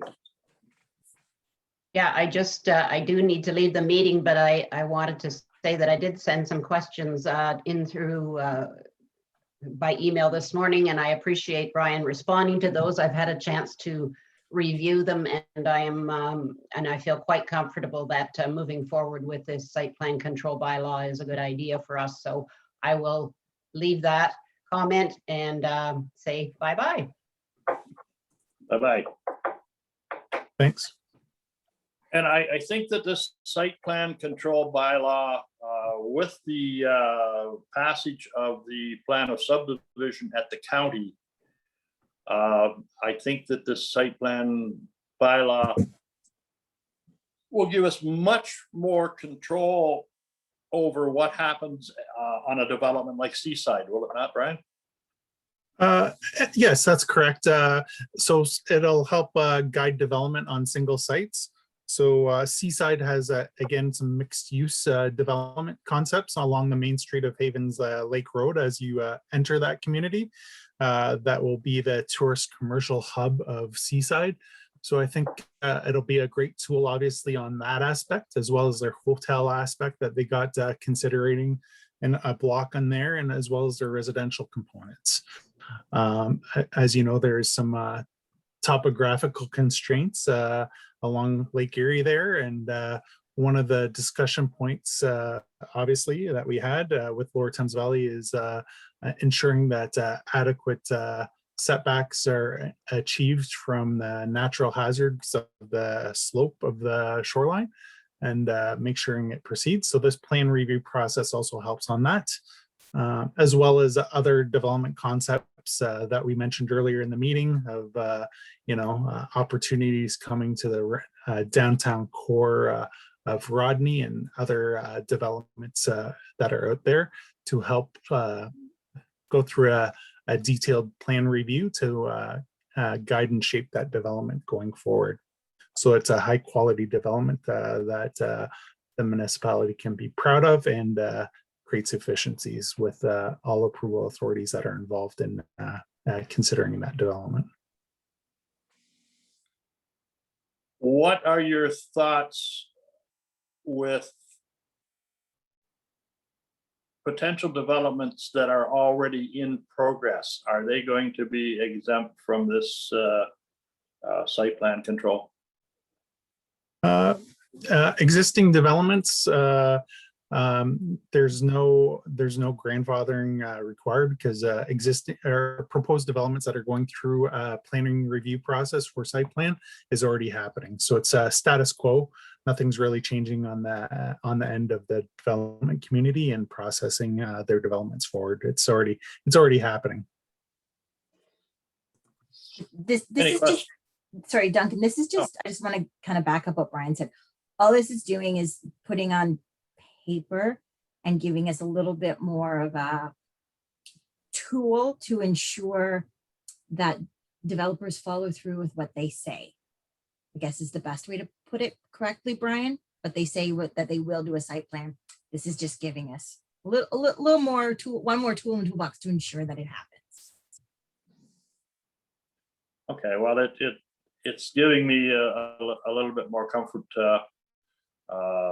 that I think, and especially when Seaside is a major development, and if this will assist in making sure that the municipality has control, has more control or defined control over how that moves forward, I think that probably our residents will certainly expect us to use the necessary tools to make sure that it's the development is a right fit for our community.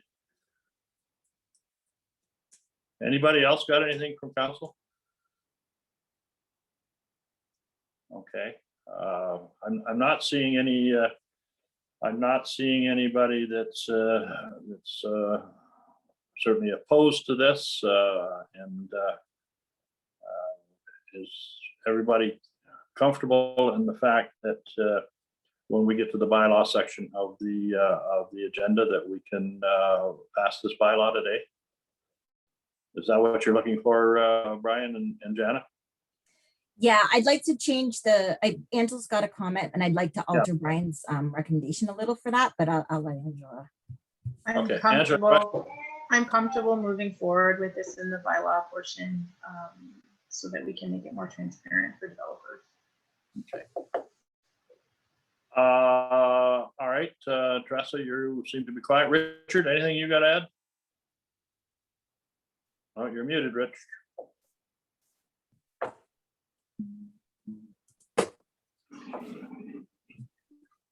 I'm quite happy with it. Okay, Tressa, you okay? Yeah, I read it over with the fine tooth comb, and I'm very happy with the changes and the clarifications. So yeah, I'm happy with that. I thought I was the only one with a fine tooth comb. Well, it That- actually doesn't go through this hair during humidity, but whatever, you know what I mean. Mine works really well for me. Okay, that being said, Jana, can you wordsmith this around for something that I Yes. can get a move seconder on? Sure. That West Elgin Council hereby receives a report from Brian Pierce, planner, regarding site plan control area bylaw recommendation report, and that council consider the bylaw as attached to the report in the bylaw portion of the agenda. Just one question. Can somebody refresh my memory what the cost of this site plan control will be? Yeah, sure. Thanks, Mayor. Currently, your fees and charges bylaw has an application fee of $1,000 and an agreement fee of $1,000 as well. So we intake $2,000 at time of application submission. And of course, council has the ability to review its fees and charges bylaws as deemed appropriately. I think you guys look at it every year, and you can consider amendments there too at that time through that avenue, and have the ability to decide if council wants to have cost recovery rates or an alternative rate included for compensating the administration's time in processing these development proposals, just like any fees and charges bylaws components. All right, well, I guess everyone has heard the resolution. Do I have a mover and seconder for it? Moved by Cameron, seconded by Talia. Any more discussion? All in favor? Or you got a question, Richard? Or you No. gonna vote? Okay, that has been carried then. Thank you, Brian. Next item up is voting method survey. Yeah, I just wanted, we had talked about the idea of a survey. It will be included, there'll be obviously a link to our website and included to the, included in the tax mail out. So I have to have an idea. I have a couple different ones. I tried to keep them as short as possible because I feel that if it gets more than 6 questions, no one's going to answer them. So I've got 2 different options. They can be mixed together. I just kind of wanted to know what your idea was of the questions. The first one was a little more detail, asking about how they voted last time, how they would like to vote, how likely you were to switch. Then it provides the cost and whether of the 3 different types of voting and whether or not the cost should be factored in. The second survey is much shorter. It's 3 questions. It provides the information about the cost. Do the residents believe that the cost should factor into the method of voting? Would you be comfortable attending a polling station and voting electronically? And which option of voting do you think should be offered? Just to help you guys make your decision, if you would ask for a survey. So I just kind of wanted to know what you guys thought of the questions, since you guys know the residents. Teresa. Through the chair, thank you for the recommendation, Janet. So I really like that the costs are in there. I think that helps people in their decision making and not just being blind and not being, it's very transparent. And I really like how they're laid out. So I'm fine with the second one. I think the second one's the shortest and most to the point, but I didn't know whether you guys wanted more information. Fine with either, but the second one for your recommendation, as you said, because it was shorter before you even said that, I was thinking, well, the shorter and people are just going to zone out if it's any longer. So yeah, my second one was the one I was leaning towards, but either would be great for the residents to look at. Councillor Cameron had her hand up as well. Yes, Angela. Through the chair, thank you, Jenna. I like both the reports, but I'm of the same mindset of Councillor Tellier. I like the KISS theory, keep it simple. So I'm leaning more towards number 2. I believe the same thing. Too many questions, they're not going to answer them.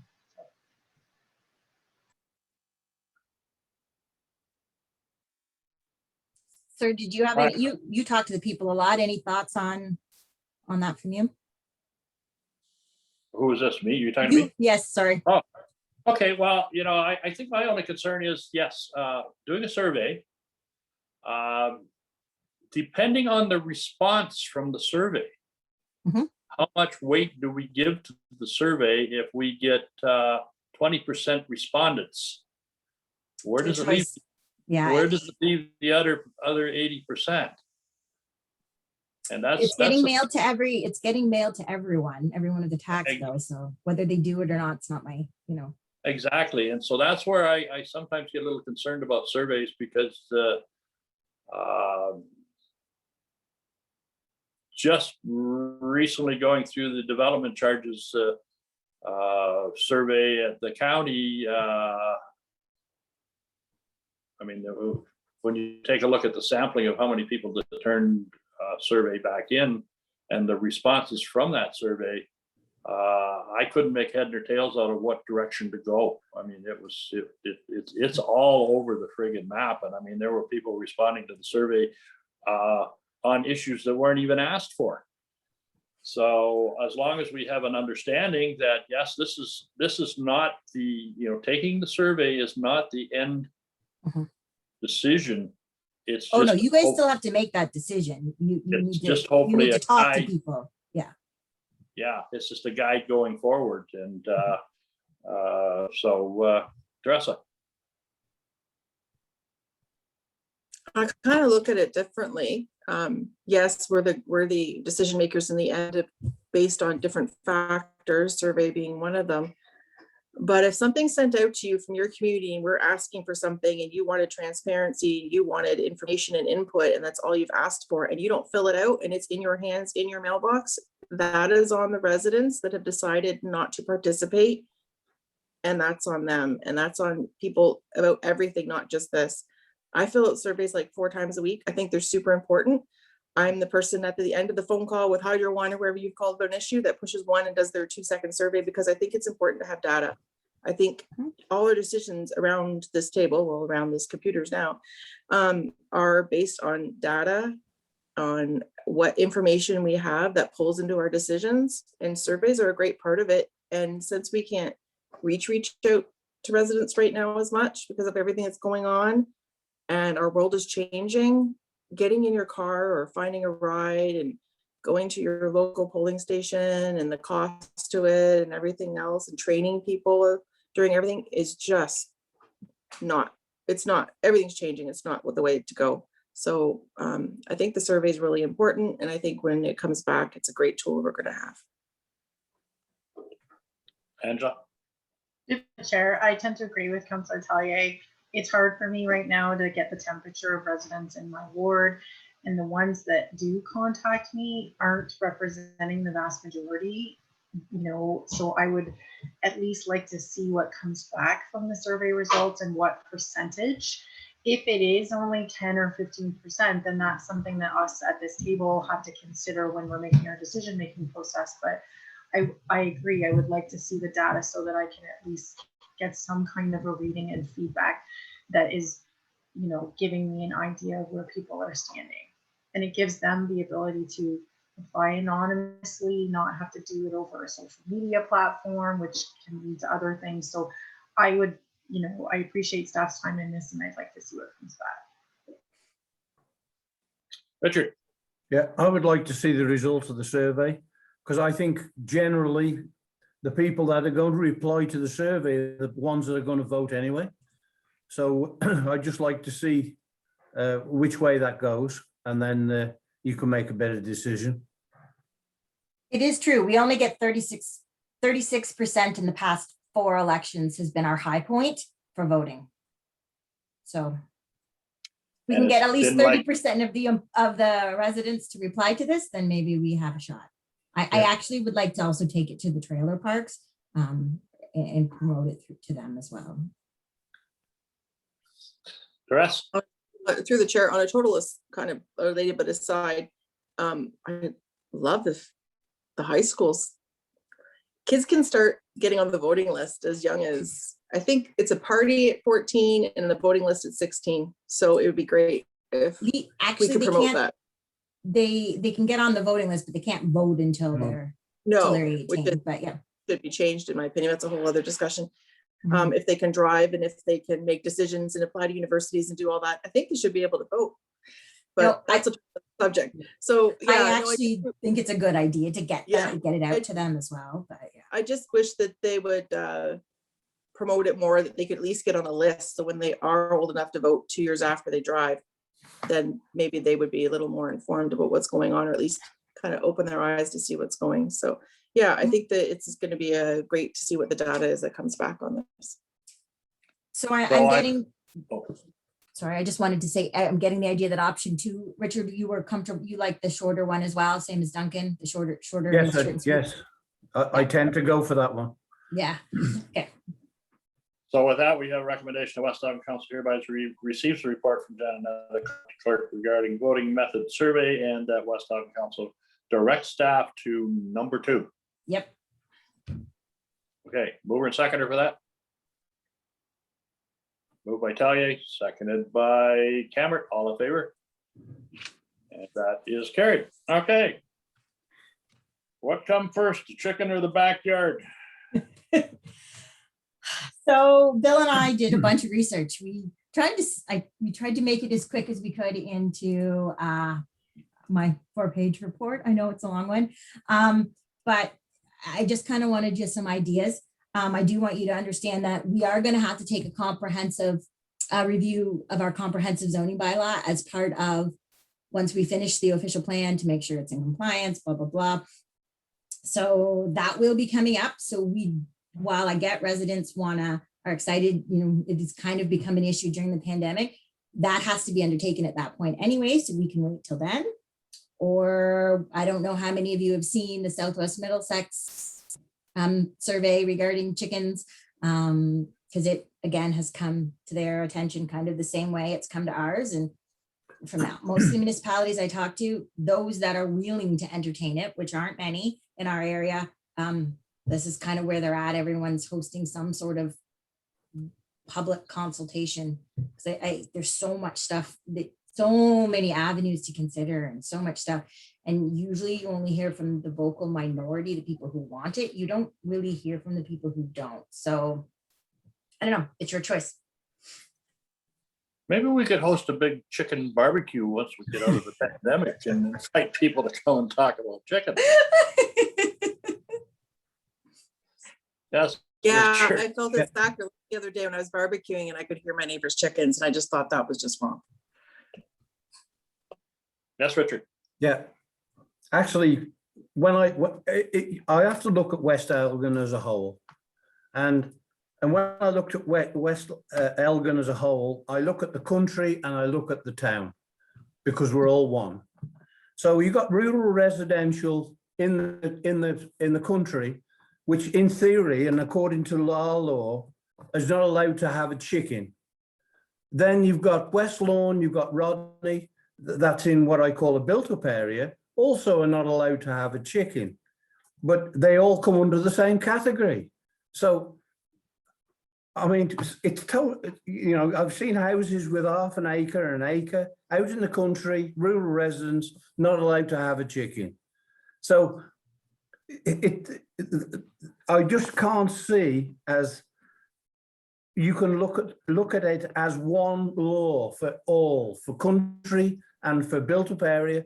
It's absolutely two different scenarios. So I don't know how we're going to get our head around it, but well, I don't know if you looked at any of the. Good for one is good for another. So the reality is, like, all of those, I think there's 5 links I sent you to municipalities that have done programs, and most of them, like in the report, it talks about how most of them use it with setbacks and lot sizes, like a minimum lot size or a maximum lot size. So there are ways we can do that, but all of that has to be done through a zoning amendment and zoning things. So to be honest with you, the idea of a survey, I know again, survey, but some sort of public engagement process, I believe should take place to see whether residents want restrictions on the size. Maybe they want it just blanketly gone and everybody can have it.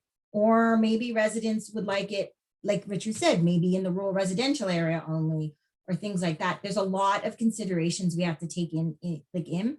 And what happens if you can't, if someone wants to abandon we don't have anywhere to go with those. There's pros, there's great pros to having them too. So it's one of those things where we have to, I think before we get too far down this road, we really want to gauge interest and make sure this is not just a pandemic related thing. Because like I said, there have been a lot of people that during this pandemic have opened it up and then nope, they're getting no takers. You know what I mean? So is it just a pandemic related thing? And then once the pandemic slows down, is this going to go away? Is it not? And I'm not saying it's not going to, because I do believe there's probably people in our municipality that have had chickens for 40, 50 years. And oh yeah, that's fine. But if that's the case, do we want to license them? Do we want to get through the whole process of administering it? Do we have the staff for that? Like, while nobody's been able to give me an idea of what the cost is, and if you want to do that and allow them in built up areas, do we also have neighbor sign off to help prevent neighbor disputes? Because generally, we don't go looking for chickens. We only deal with it when a neighbor complains.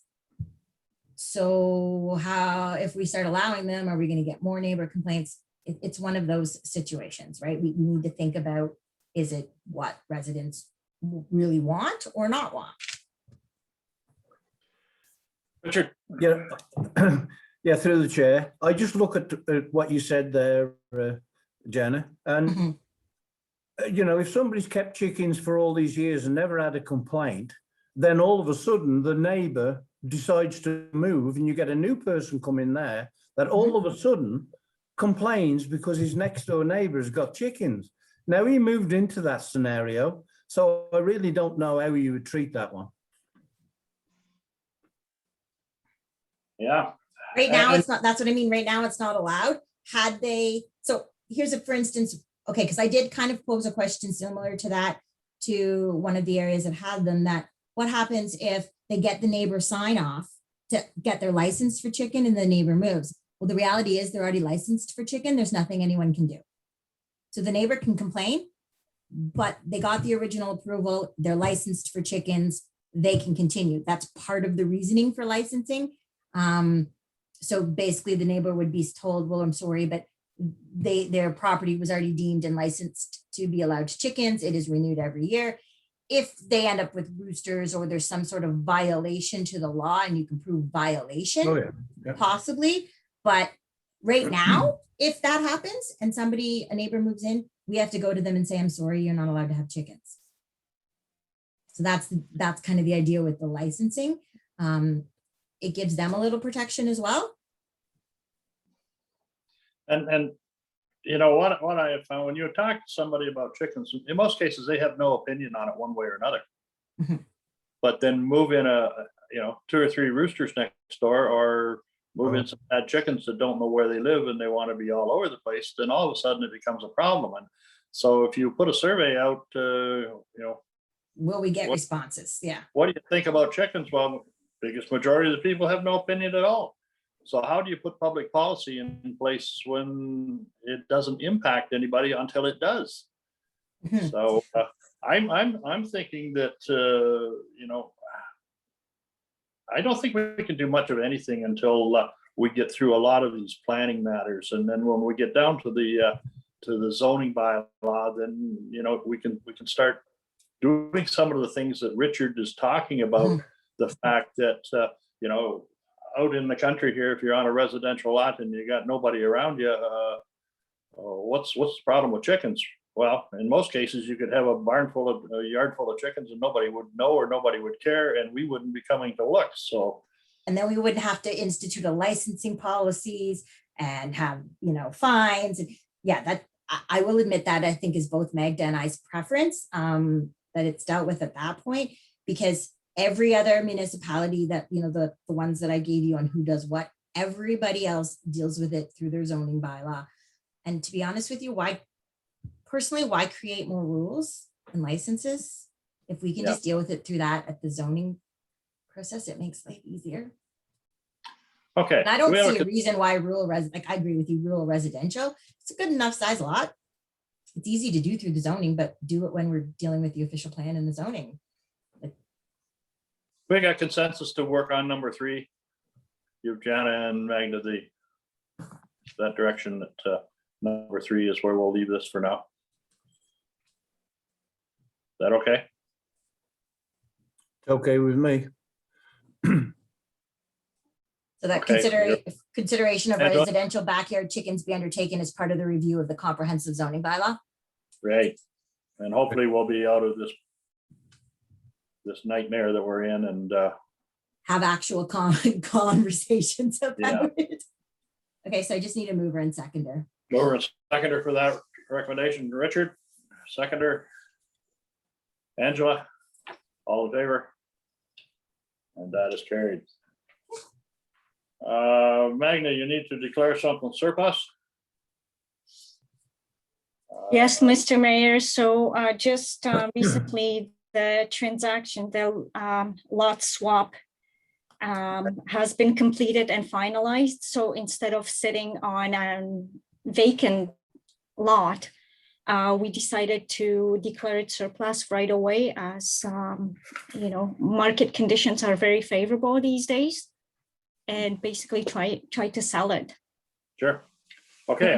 Oh, wait a minute, sir. The one thing is we've discovered through some quick legal advice that that the hereby offers the land for sale, and we need to state through public auction.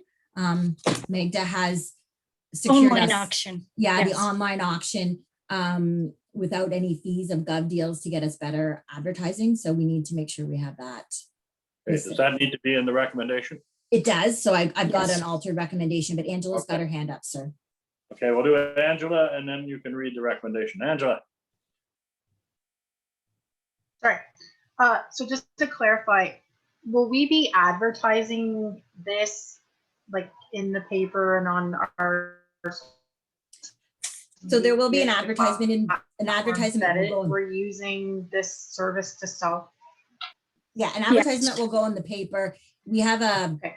a surplus sign up, like there'll be a notice on our website, social media, that will still happen, that we're using this service. It's just, yeah. 'Cause We're you'll notice- trying to increase the level of exposure. Yeah. As you know, local newspaper is not providing us that exposure. No, and that's, I just want to make sure it gets out to as many people as possible. Mhm. Because not everyone will check this site. Mhm. And I'm assuming maybe realtors do, but I don't know their processes, so. would it be advisable for us to get our own real estate sign and put it on the lot that this property is going to be for sale by public auction? Yes, Mr. Mayor, we are planning on putting a sign, as this property is in centralized location of West Elgin. So, you know, we might even get a local interest, but they would have to, there's going to be information on that sign of where to get additional information. And is that through the Badura Real Estate Company or? I wish. Okay, if you will read that recommendation, then Madam Clerk. So that West I'll move in Elgin second.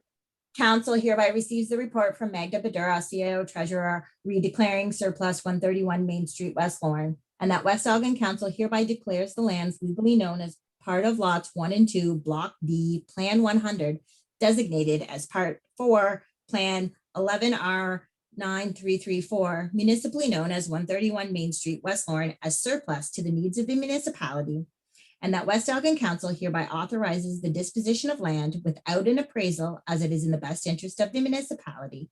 And lastly, the West Elgin Council hereby offers the land for sale through public auction, posting of a sign, and advertisement in a local paper. Okay, you've heard the recommendation. Do we have a mover and seconder for that? Moved by Talier, seconded by Cameron, all in favor? That is carried. Water distribution study modeling. Magna. Yeah, so basically, this has been discussed at the Tri-County board meetings.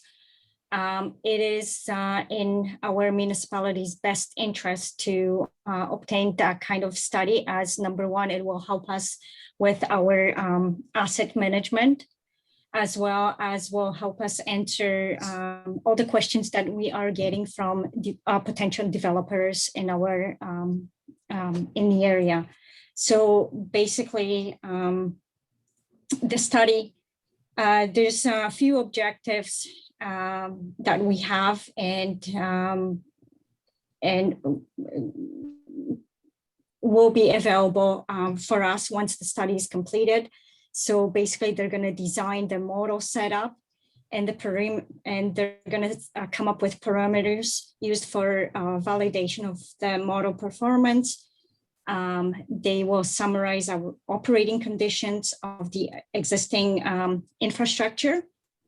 They will also provide us with the projection of the model results on the future demand scenarios and report hydraulic deficiencies. So basically, they will assess the entire waterline infrastructure. At this point, we only have the year that the infrastructure was put in. We don't know at this point, we have the size of the pipe and the year that the infrastructure was put in. We don't know what kind of condition those water mains are in, and we don't know the length of the entire infrastructure. So there's a lot of missing information that we are required to have updated by July 1st of 2022. So the money for this study will be coming out of an Ontario Invests grant. There is a significant amount of money dedicated to asset management. This year we have, I think we're planning on spending $250,000 that is directly related to asset management. Certainly, I think this would be a wonderful tool, Brian, for you as a planner when you have someone that has a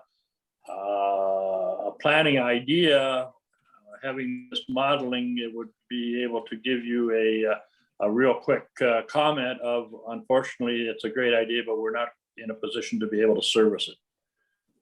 So I think it's a good thing all the way around for the municipality to have this in hand. What are your thoughts on that, Brett? Thanks, Mayor. I totally agree with your thoughts. Having upfront information available and at our fingertips to support and facilitate development helps in moving a development forward in an expedited manner. So having those resources at our fingertips while supporting the asset management plan just makes great planning sense from an infrastructure perspective. Cool. Okay. That with a recommendation of West Island Council hereby receives the report from Megan Moderna, CAO Treasurer, Water Distribution System Modeling Study, and that West Island Council hereby approves transfer from Ontario Invest Improved Service Delivery and Efficiency Grant in the amount of $30,000 for the purpose of obtaining a distribution system modeling study. Over and seconder for that. Moved by Cameron and seconded by Leatham. All in favor? And that is carried. One quick question, Mr. Mayor. Magda, Yes. how much is left in that grant after we use this amount? I'm the wrong one to Sorry, ask. Magda, to put you on the spot.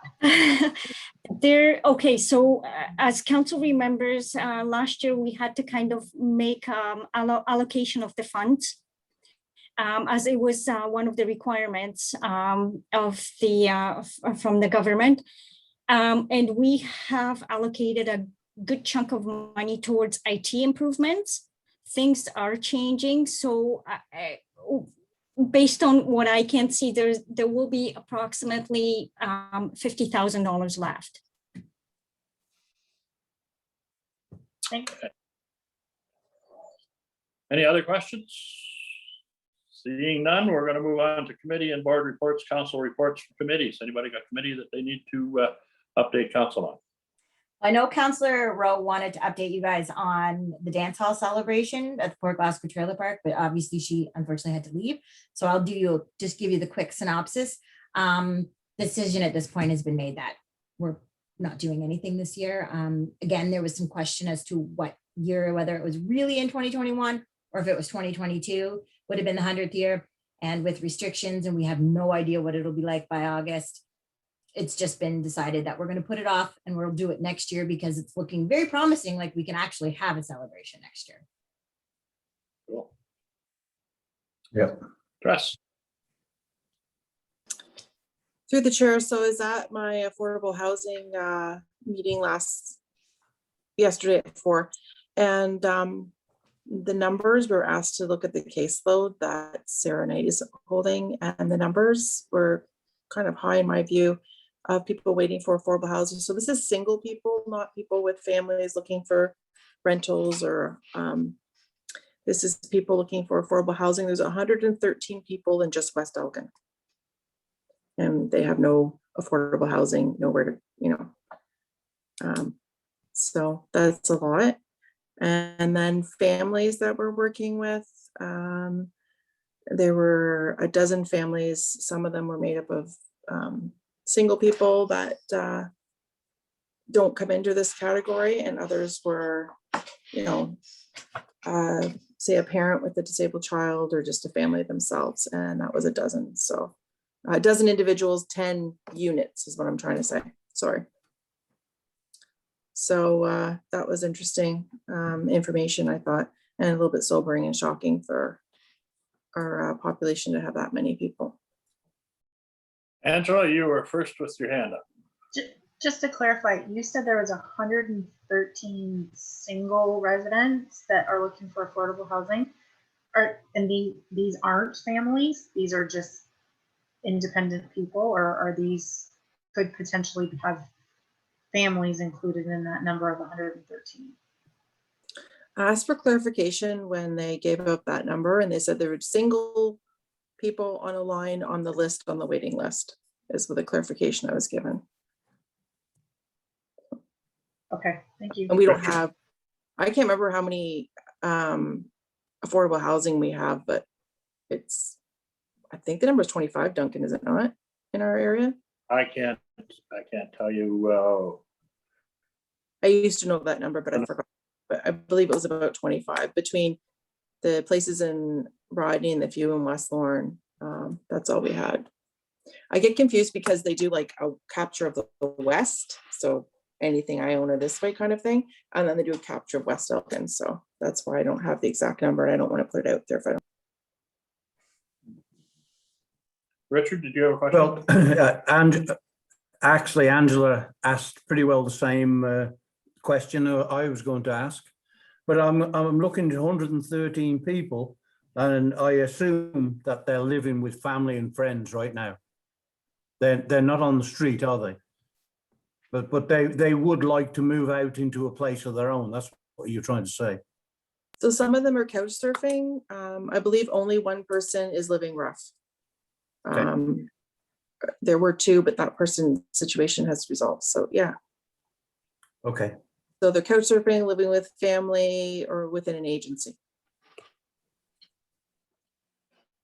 Now, this so-called survey, was this something that was sent out, or is this a result of people calling in asking for consideration?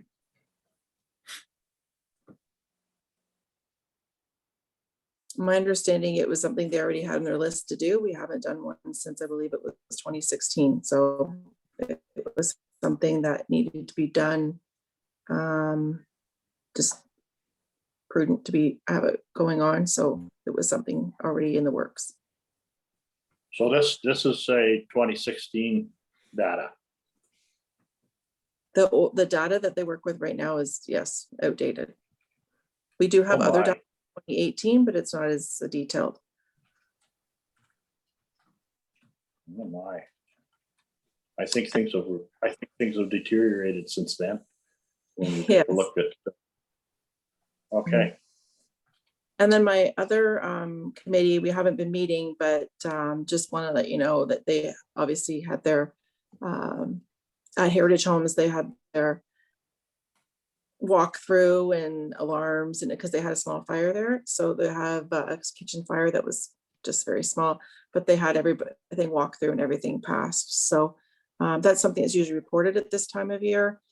We haven't met due to COVID because they like to meet in person, as not everyone is computer savvy that's on that committee, and it's just not comfortable with them. So we're going to wait, obviously, until everything opens back up to meet. But I just wanted to pass that along, that all their I's are dotted and T's are crossed for everything they need to have for safety in there, as per usual for this time of year.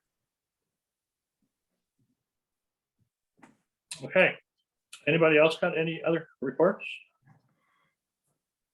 Seeing none, we'll go to the accounts. I do have a recommendation that the mayor treasurer hereby authorized to sign payment voucher number 5A amounting into $398,000. $345.13 in settlement of general road, water, and arena accounts. I think everybody has had their questions answered. You know the drill, Magna. Hold up your cup. We got the money. We got the money, I guess. Mover and seconder for that report. Moved by Angela, seconded by Richard. All in favor of paying the bills, and that is carried. Minister of Seniors, correspondence, Minister. Wait, sorry, this was the addition, sir. We have a notice of motion. I put it under notice of motion because it made the most sense. We need to, staff are requesting that you guys reconsider a decision. West Elgin Council, there's a report from Magda on the method of disposal of those lands on Gilbert Street. The excess parcel, not the lands related to the land swap, the excess parcel. You guys had approved the sale of it and disposal through closed tenders, or basically closed bids. And we would like the permission to put it on the public auction site like we're doing with the other one. So, but in order to do that, it has to have a motion of reconsideration. Okay. So the motion is that West Elgin Council hereby receives the report from Magda Badura, reconsideration of method of disposal for the lands on Gilbert Street, and that West Elgin Council reconsider its decision on February 25th, 2021 to dispose of the property through the posting of a sign and call for proposals. If you guys are willing to reconsider it, we can then discuss it and make the motion to dispose of it appropriately. Is that a notice of motion or a matter of urgency, or I'm missing those? Yeah, it was the added agenda. I guess you missed. There was the one thing sent out yesterday. Okay.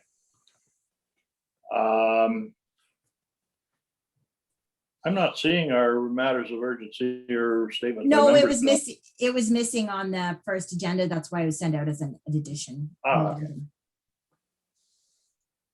Angela, are you moving that or question? I guess, do we need Teresa to move it and me to second it again, being as we were the original ones to the clerk? As long as you voted on it. So, so Bonnie is the only one who did not vote on it because she couldn't. So any of the three of you could move or second it because you did vote on it. Okay, I'm willing to move that and have it sold the same way. Well, we have to, that's a separate motion. First, we have to have the motion to reconsider it. Sorry. So we've got to move it to motion, we reconsider it. Seconder for that. Richard. And we'll vote on that. All in favor? And that is carried. So the next motion would be that West Elgin Council hereby approves the disposal of the property on Gilbert Street through the posting of a sign, public auction. Mover and seconder for that. Angela. Seconder. Teresa. All in favor? That is also carried. Okay, that's all we needed. Okay. Now, getting back to the little thing, is that on a different agenda where, certainly ask council if they have a notice of motion for. Yeah, now, yeah, you can ask if they have any notice of motion or statements or inquiries. Yes. Any matters of urgency? Seeing none on all the above, yes, Dress. Sorry, through the chair, I had an inquiry. I just see that the fish cleaning station, there's digging in that. Can we just have an update on it, Lee? Yeah, so the fish cleaning station is the holding tank is now placed in the ground. That's been done. We have marked out for the pad. So what we're probably Monday or Tuesday, we'll be setting the posts. We have to put footings in because there's a structure being built, like a shelter being built for over top of the fish cleaning station. We have to put those footings in before we pour the concrete pad that the station will sit on. So first of the week will be footings and servicing water and hydro. And then as soon as that is in, we have a local contractor lined up to pour the pad. And then once that's done, the station can be set. Long Awesome. time coming, Richard. Do that. Eh? Yeah. Richard's been carrying that along for a while. Thanks so much. I appreciate your time.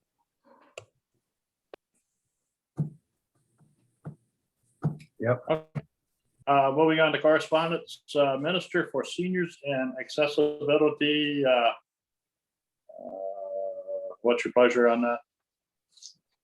Just a notification, if you know of anyone, you can, that you want to nominate a senior of the year, individuals get to nominate them. So it's just the link.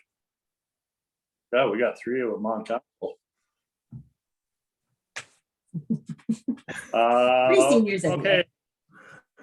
Next item up is the notice of no appeals for the That's the Parazonovich. severances. Yeah. Yeah. Next item up, notice of decision approval of draft plan of subdivision Seaside that was passed at a recent county council meeting. Again, I think I'm correct, Brian, that is only passing of this draft plan of subdivision is only the beginning of this process. All the details have got to come out now. That's correct, Mayor and members of council. So this is just a decision saying notice from the county. There's a 20-day appeal period on their decision that lapses on June the 9th, 2021. From there, they'll, if there's a positive, or if there's been no appeals, the decision will be reaffirmed. And then they have 3 years to fulfill those conditions of approval that are listed in the decision there. And then at that time, they have the abilities to register the subdivision and then go through subsequent planning processes to construct individual blocks within that plan. And just So so you guys this is know, just the beginning. okay, we do have one more reading to do of the zoning bylaw for that. However, that we got this just as I was putting out the agenda, so I wasn't prepared to bring the final reading forward of that zoning bylaw. It should come sometime in June. So with regards to what Jana said, actually, there's been conversations based on massaging these draft plan conditions and some massages to the zoning bylaw provisions that I've been working on with the consultant, and where we'll reconsider some of those provisions with council at future council meetings. For it to come forward. And I think, just correct me if I'm wrong, Brian, that some of the controversial components of that whole development out there, I think one of them is the block 12 holding, which is the access into that area. Before anything can be done with that, again, my understanding is there will be a necessity of a public meeting to change the zoning on that, so the public will have an opportunity to comment. So there was a public meeting on the zoning bylaw amendment with the site subdivision proposal at the early stages.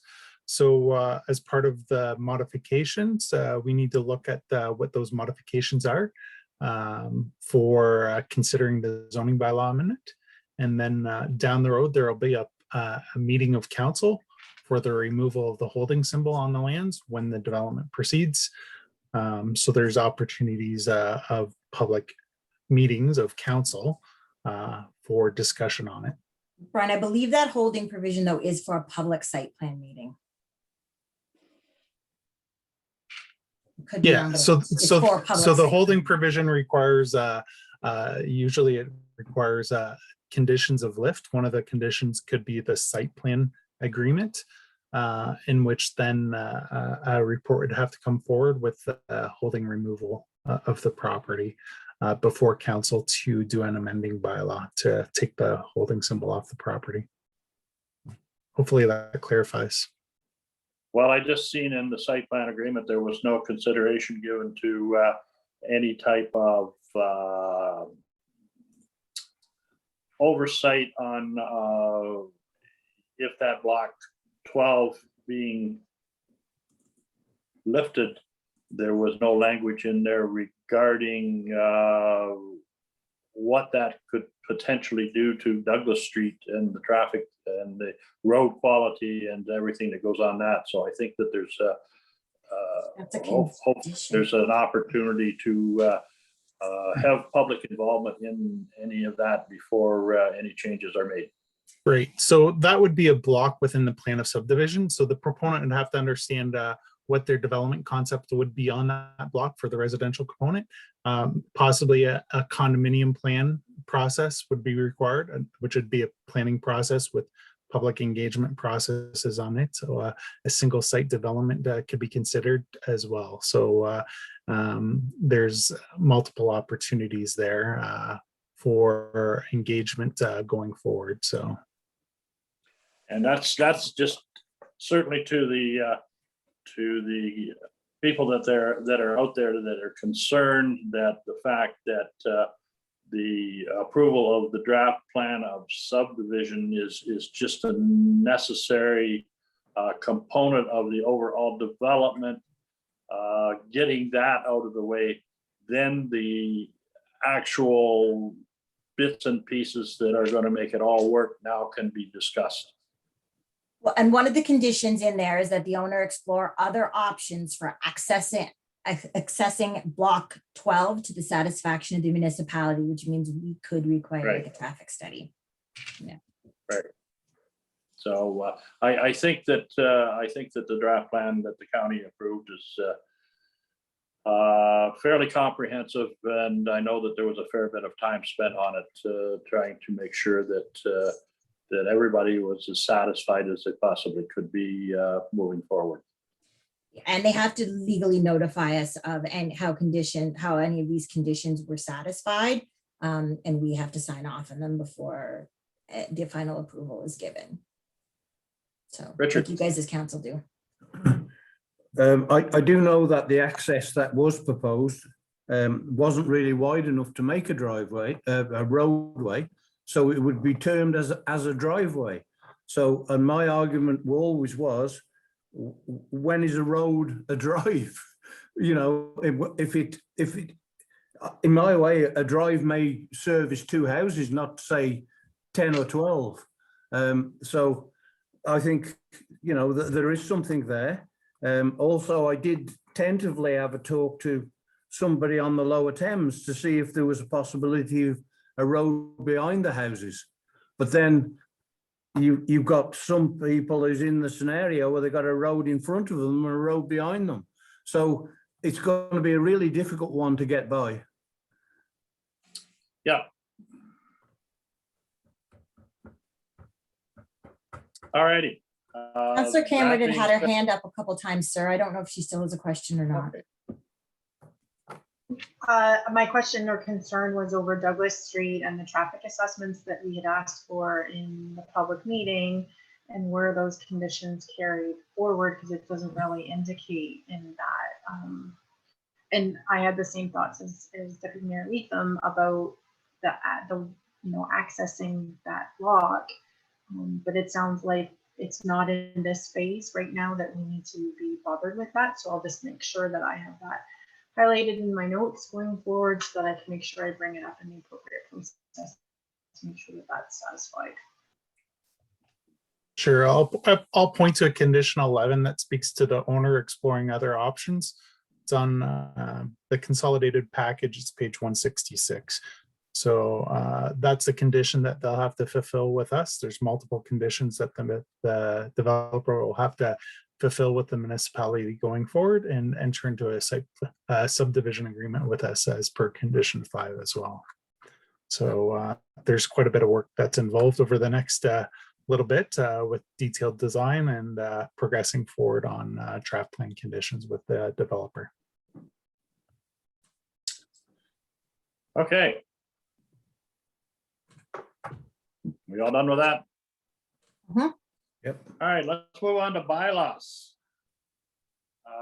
First up, I will let Jana, you. Yep. So this is bylaw 2021-35, amending clothing footwear allowance policy.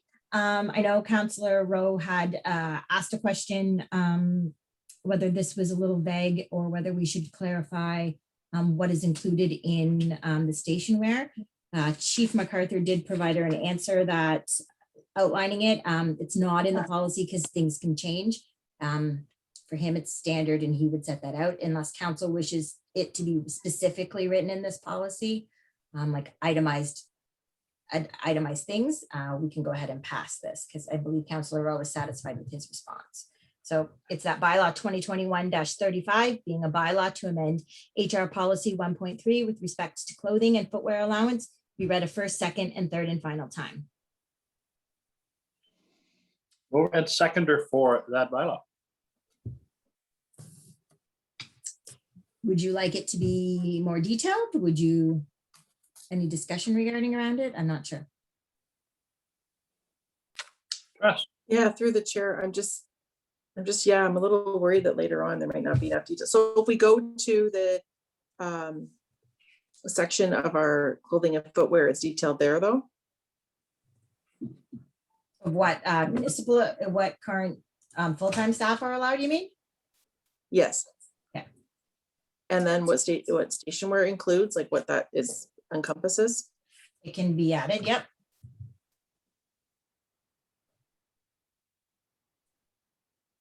Yeah, I don't know. I just think it needs to be laid out within the policy a little more. I don't know what my fellow council feels, if that's overdoing it or what. What's your pleasure? Yes, Angela. So through the chair, I agree with Councillor Taillé. I would like it to see it laid out more. And I don't know if we can put it in this portion. If we're providing the clothing, I'd like to ensure that they're wearing the clothing. That's probably under health. I know and that safety. is, if you know, if we provide it, I'd like to ensure that it doesn't hang in a closet for 10 years. Where since he did indicate at our last meeting, he was not making that mandatory for them to wear. Isn't that something that would come under health and safety? Mr. Mayor, not the station wear, I don't think. I think the purpose of the station wear, so basically they wear their uniforms and they're kind of the same clothing is being used, so there is no issues. But it could be. I'm not sure what the station wear, what kind of material their station wear is being made of. I know that in the past they have been wearing their station wear to their meetings and training. So as far as more detail in the policy, I'm not sure if it's required because this type of purchase has to be approved by the fire chief. So, and he's the one that makes that decision of what the departmental needs are. So, but again, if council is requesting more detail in our policy, I'm good with that as well. Well, we've got a couple of council members that would like to see that that expanded. So we can pull that bylaw. Okay. We'll pull that bylaw and we'll bring it again back with Do you want more The- also on the stuff that's supplied there in like section 2.02 of that says uniform clothing shall be supplied to employees of operations and community services department? Would you like more detail in that as well? Or again, I guess I just kind of we want to know exactly. Through the chair, it might as well be standard all the way across for all departments. It Yeah. makes pretty sense. Okay. So what do we need to defer You've just that? pulled, you've chosen to, actually, if you give me a mover and a seconder to defer this bylaw. Yeah. I'll need a mover and a seconder to defer it to the next, and come back with, to defer this bylaw and come back with a more detailed policy. Okay, Richard. Moving it, Yes. seconding. Angela, all in favor? That is carried. So the next bylaw is bylaw 2021-36, site plan area control bylaw. The bylaw 2021-36 being a bylaw to designate the municipality of West Elgin as a site plan control area pursuant to section 41 of the Planning Act, RSO 1990, as amended, be read a first, second, and third and final time. Okay, we've had a discussion around that. You're moving it, Angela? Seconder? Teresa? All in favor? And that is carried. So the next bylaw is a standard one, bylaw 2021-37, the Elgin Group Police Services Amending Agreement. I believe Meg I don't have a lot of information on this. You guys discussed this at your CIO's meeting. It just needs to be a quick update to extend our agreement through the end of the year with police, the OPP. Yeah, so basically we're extending it as based on what I'm hearing, as they're not ready for any negotiations. So basically we're extending it by 6 months. Angela? Willing to move it. I just have a question, Magda. Is there a reason that they're not ready to negotiate? Is the union agreement up for renegotiation? Do you have a little bit of background why they're not? Yeah, there is some talks with the union. There's other factors that needed to be considered, and this was discussed at the CAO meetings in general. There was not much detail was provided. As soon as I hear anything, or I will be providing council with updates. Okay, so that bylaw 2021-37 being a bylaw to authorize the execution of an amending agreement between Her Majesty the Queen Right in Ontario as represented by the Solicitor General and the Corporation of the Municipality of West Elgin for the provision of police services for the Elgin Group municipalities be read a first, second, and third and final time. Over and seconded. Moved by Cameron, seconded by Tallier. All in favor? That's carried. Bylaw 2021-38 being a bylaw to confirm the proceedings of the regular meeting of council held on May 27th, 2021 be read a first, second, and third and final time. Over and seconder. Leatham and Cameron, all in favor? And that is carried. Just a quick update. I did hear from Kate just a few minutes ago. She'd just like to put it out, ask Kate Dymek at the health center, asked me to put it out there that if they are looking for volunteers for June 1st, if anyone knows anyone, have them contact the health center for anyone willing to volunteer at the clinic. God, that's something we could put on a sign if we had one. I put it out on some social media and stuff, so. Okay, So that West Elgin, the Council of the Municipality of West Elgin hereby adjourns at 12:37 p.m. to meet again at 9:30 a.m. on the 10th of June, 2021, or at the call of the chair. over and seconder. Moved by Tallier, seconded by Cameron.